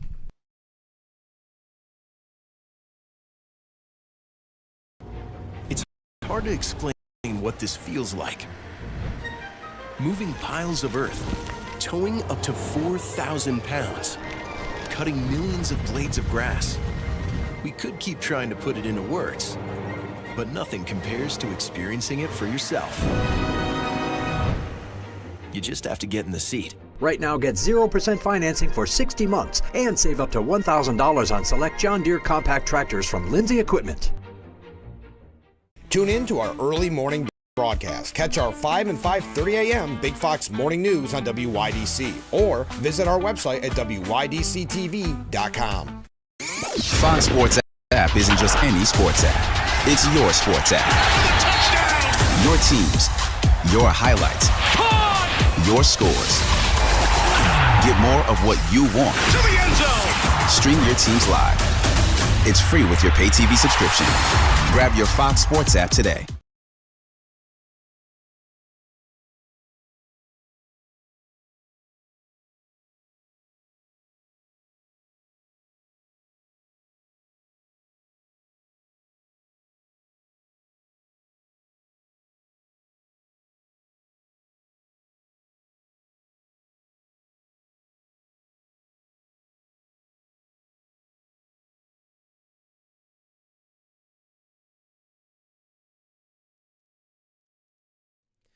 Welcome back to Frankly Speaking here on WYDC TV Big Fox.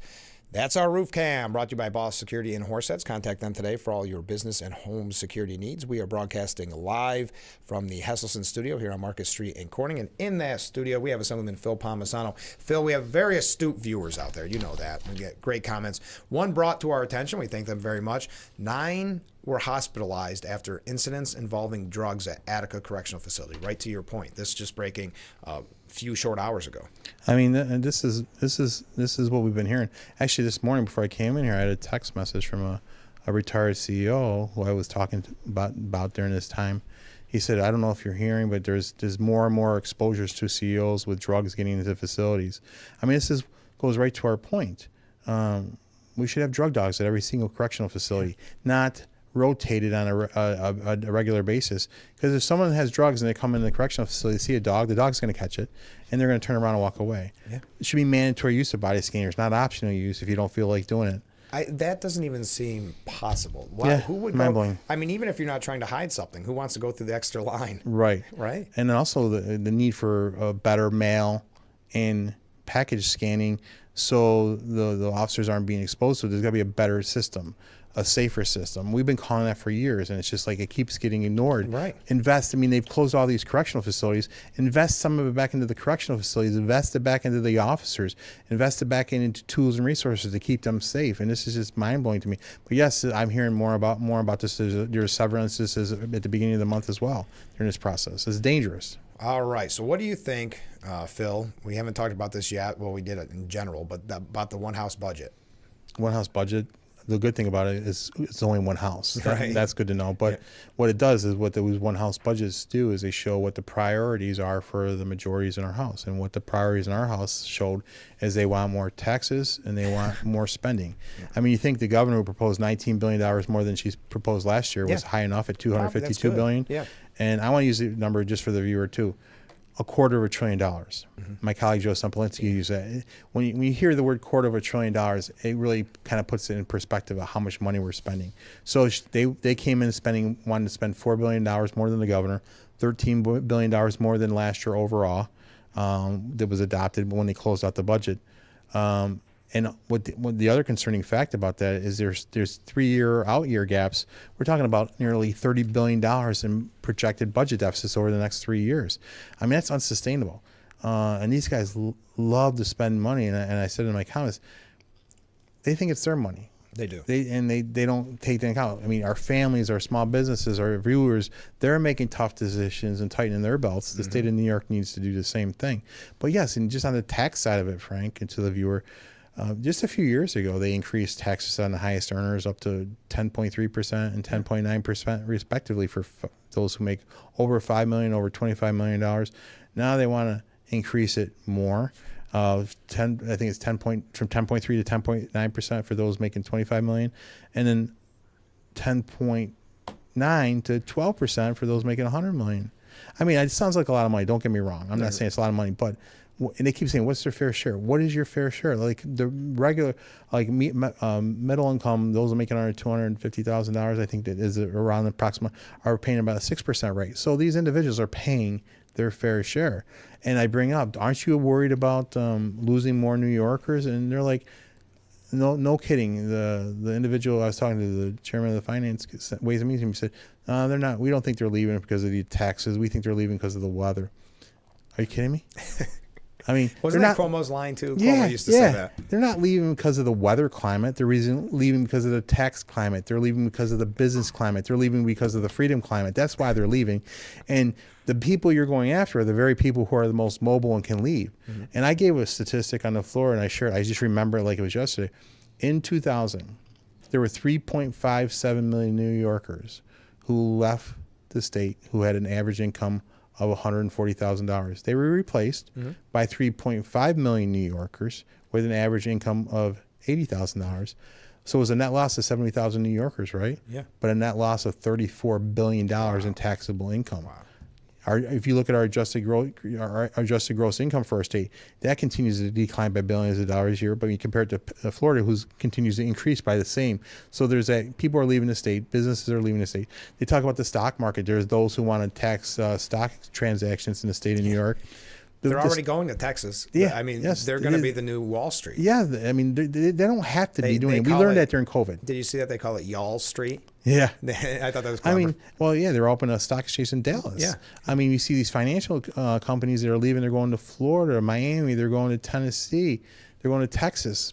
Why? Because it's a business and tax-friendly environment. So, and I said to them, wouldn't you rather have 10.3% of 25 million? Yeah.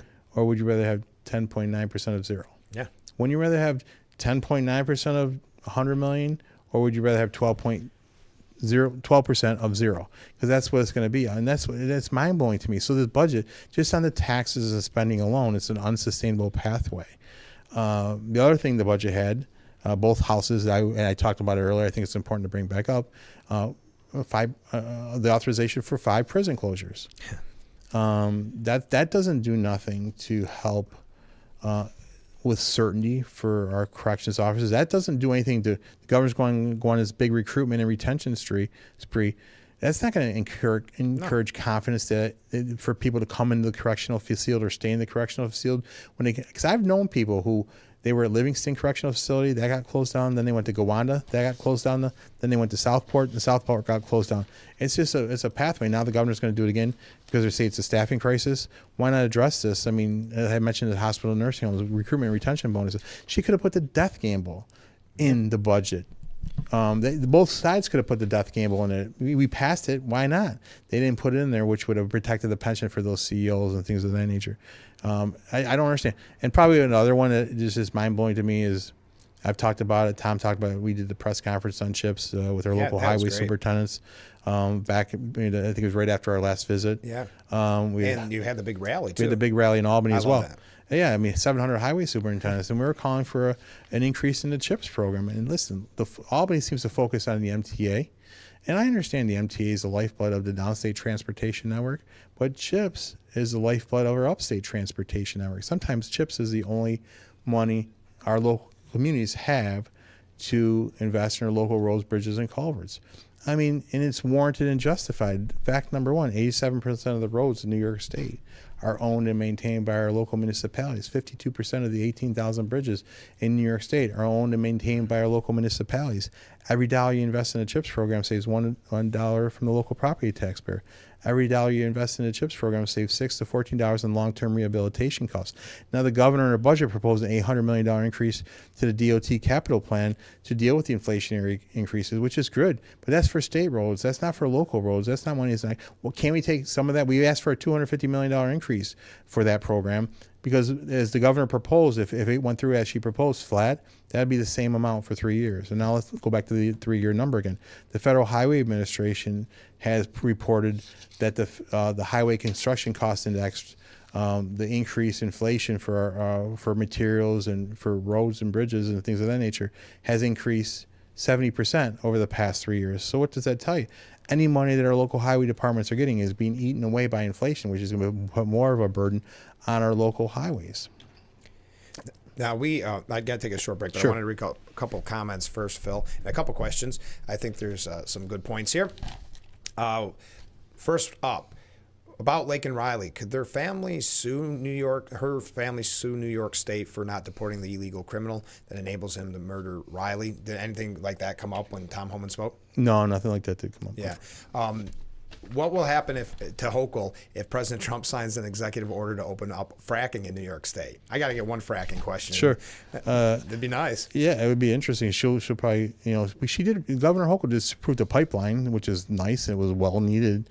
President Trump's talking about the constitutional pipeline, which is important because you have to be able to get the gas to the New England areas are being hurt because they can't get the gas up there because of the constitutional pipeline. So it's costing more money. So I'd like to see, that'd be great if they did something on fracking, especially in the southern tier. I know. There was a talk, before the ban took place that they would do pilots in the southern tier. We don't have to do it in the Finger Lakes. We don't have to do it in the watershed of New York City, but the southern tier across the PA border would have been the ideal place to do it and under strict regulatory guidelines, but it'd be very hard to do that just because it's banned in New York State, but who knows. Now, Jack actually writes in from Florida. He somehow watches it from Florida, but he said, what you're saying, Phil, is the exact reason why he left New York State. He said, I wish you would run for governor. I would spend more time than just the summer visiting my family in New York. You know you had to get one of those in. Here's one. Morning, Frank and Assemblyman Phil Palmisano. Well, good morning. What would it take to separate, this is a question that's come up, I think, as long as you've been on the program, Phil. What would it take to separate downstate from upstate New York in the vote for different governors? It's been talked about forever. Let's act on it. I don't know. I've heard so many different ways of doing it. It never seems to gain any traction, right? It's very difficult. Yep. Okay, this person says I'm one step away to move south, disgusting what is going on in New York. Remember that poll that came out? The number doesn't stick in my head, but such a large number of New Yorkers have that 5-year plan, they call it, to move out of the state, because they can't do it right this second. And I can't tell you how many viewers we've lost on this program. I'll get a text, hey, love the show, but move into, it's sad. And finally, they say, I worked in New York State Corrections as an officer in civilian work. Please help them. Thank you. Well, thank you for the comments. We got to take a short break. Stay with us. We'll be right back with Frankly Speaking.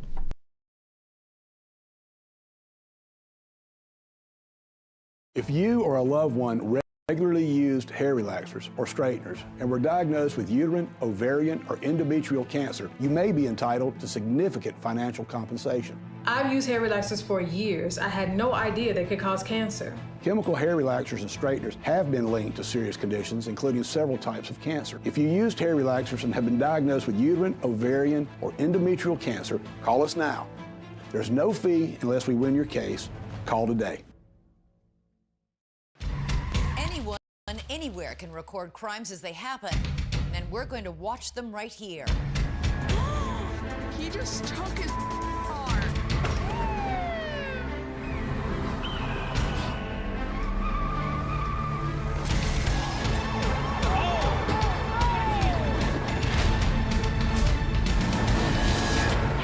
With cameras everywhere, you can run, but you can't hide.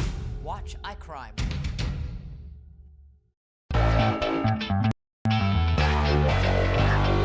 Welcome back to Frankly Speaking here on WYDC TV Big Fox. I'm your host, Frank Acom.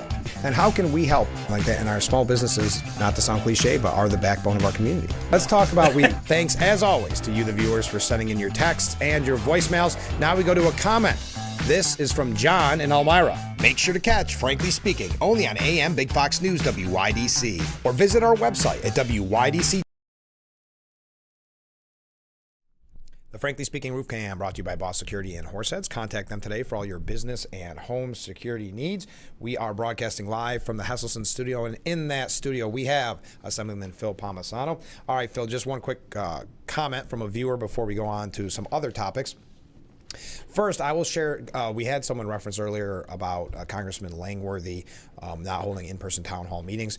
It says, first, I will share that I reached out to Nick Langworthy's office 2 times with 2 different issues, and I received 1 call back and 1 email reply, both within a week of each call. I was very pleased and impressed. And to the other viewer, in reference to Lyme disease, I totally agree and feel her pain. It's very hard to find knowledgeable physicians in the area who knows this illness and who can advise a treatment plan. I was told State College, Pennsylvania possibly, but would be nice to have something solid to count on. I'm not sure if they are probably familiar with LymeDisease.org, but if not, it is a helpful resource for some questions answered. Thank you very much. We're getting a lot of comments. That's great. All right.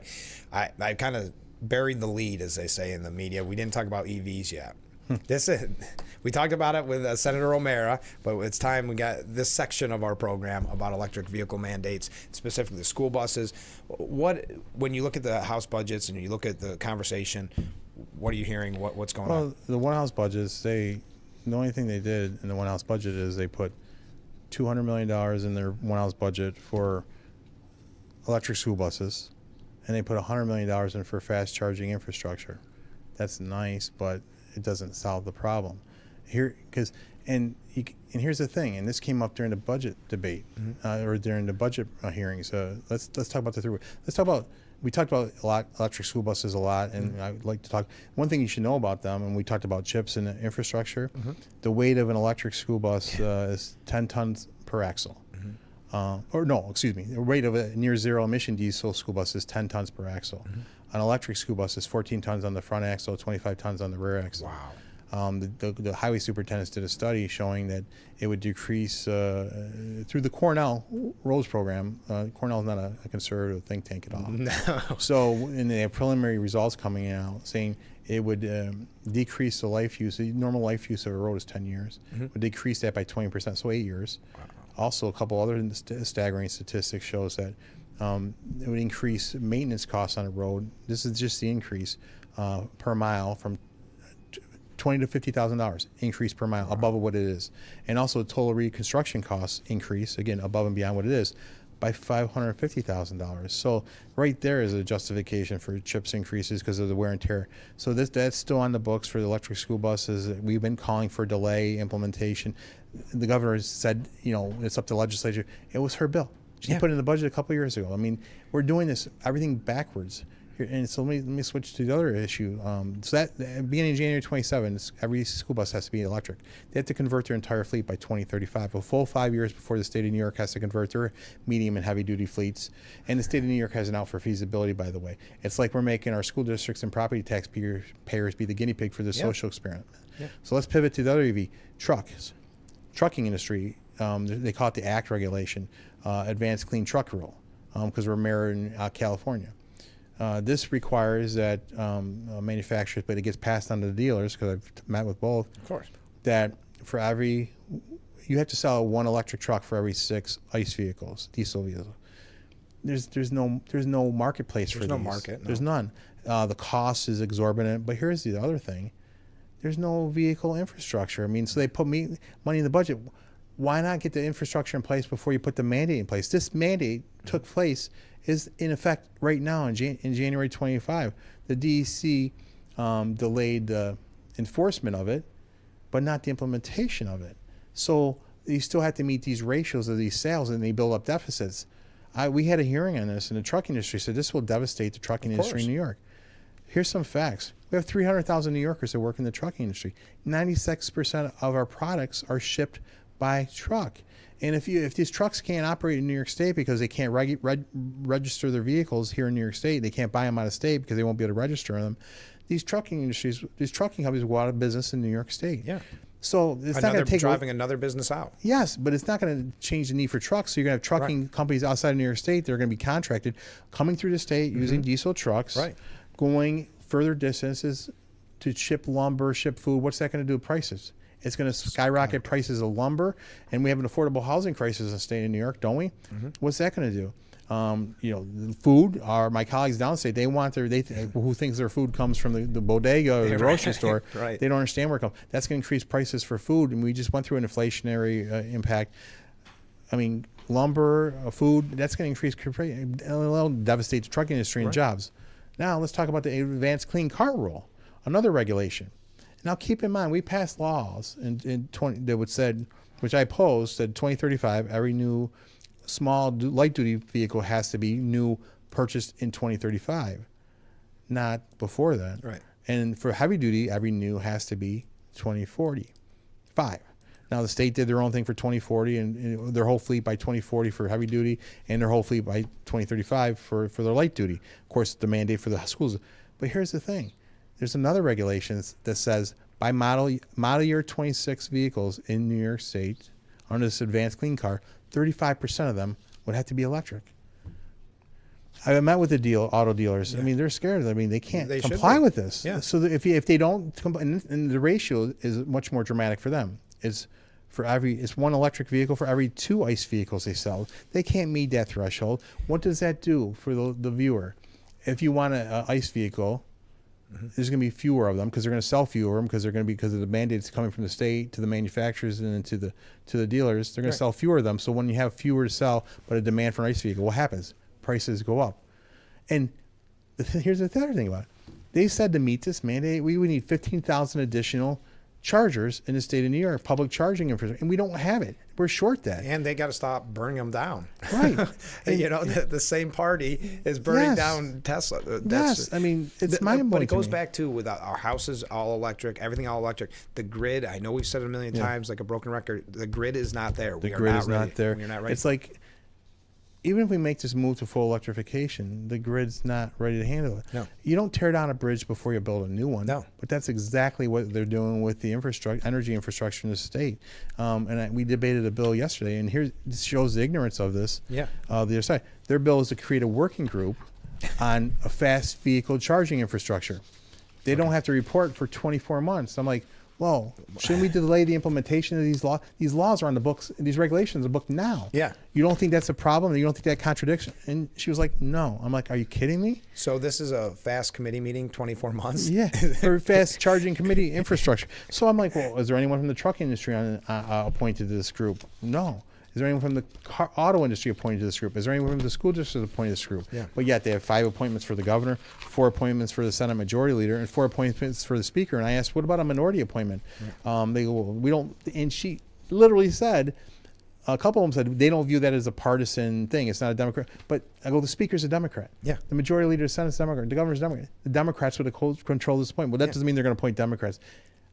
There should be minority appointments. And if we didn't have minority appointments in the Climate Action Council plan, we had that put out that crazy energy plan, it would have been much worse than it was. So I don't understand. I mean, we don't have the infrastructure in place to do it. The grid demands are challenging. It's just costly on top of it. And we are just about out of time, Phil. But I did want to highlight, we've mentioned on the program in the past, but for that scholarship that you announced, the 2025 scholarship opportunity for the Italian American State Legislators Annual Scholarship, the deadline is coming up very soon, the end of the month, right? Yes, and there's if you don't have it, you can get to us. We can give you got to go online, fill and submit the application, and then decision. We've had one winner in my time. I think some of the applications that have come in should have had more, but is what it is. But it's a great group that we're a part of. It's $3,000 scholarship, 2 athletic and 2 academic that are provided each year through my colleagues in the Italian American State Legislators Coalition. All right, Phil, a couple comments before we head out the door here. Good morning. Well, good morning. Arlington, Virginia transit system has clean burning natural gas buses. They're quiet and clean. New York should follow Virginia, not California. We always follow California, isn't it? Yeah, sad? it's terrible. So sad. Another comment from Jack. New York City needs us more than we need New York City. That's why why won't we separate the states with upstate and downstate? Thank you. And finally, Ken from Horseheads writes in, and this is a perfect way to end the program. We need Phil to head up the New York division of Doge. What do you think about that? Well, thanks for telling us. Do you think the mask ban, I know I asked you about this earlier, do you think the mask ban is going to go through? I don't know, because I mean the governor proposed it. I mean, she's been so quiet about it. Yeah, and it just came last minute, and we'll see what happens with the negotiations, because the Democrats in the Assembly and Senate don't seem to want it. No, that's exactly it. Well, Phil, thanks for giving us so much time this morning. My pleasure. We'll talk soon after. Do you think you'll get it by April 1st? No. Okay, well, there you go. So sometime in the month of April, hopefully? I think so. Okay, we'll talk to you sometime in the month of April. Thanks for joining us, Phil. My pleasure. All right, don't forget, folks, next week we got a busy lineup. I want to get those to you before we head out the door here. Well, let me get Phil off the screen. All right, Monday, Deacon Ray from the Rotary. He'll be telling us about the international dinner coming up on April 5th. On Tuesday, Joe Barlow from the Crystal Chord. She'll tell us about their upcoming performance, and we may have a special song from Staff Meeting Quartet from the Mark Twain Chorus. On Wednesday, it's Steuben County Sheriff Jim Allard will be joining us. Don't miss that. If you have any questions, you can reach out at the bottom of the screen. On Thursday, Corning Mayor Bill Bolin. And then on Friday, former Congressman, current Assemblyman Joe Sempolinski will be our guest. That's on next Friday. All right, have a great weekend, everyone, and we'll be back Monday morning with Frankly Speaking here on WYDC TV. Big Fox, I look forward to it already.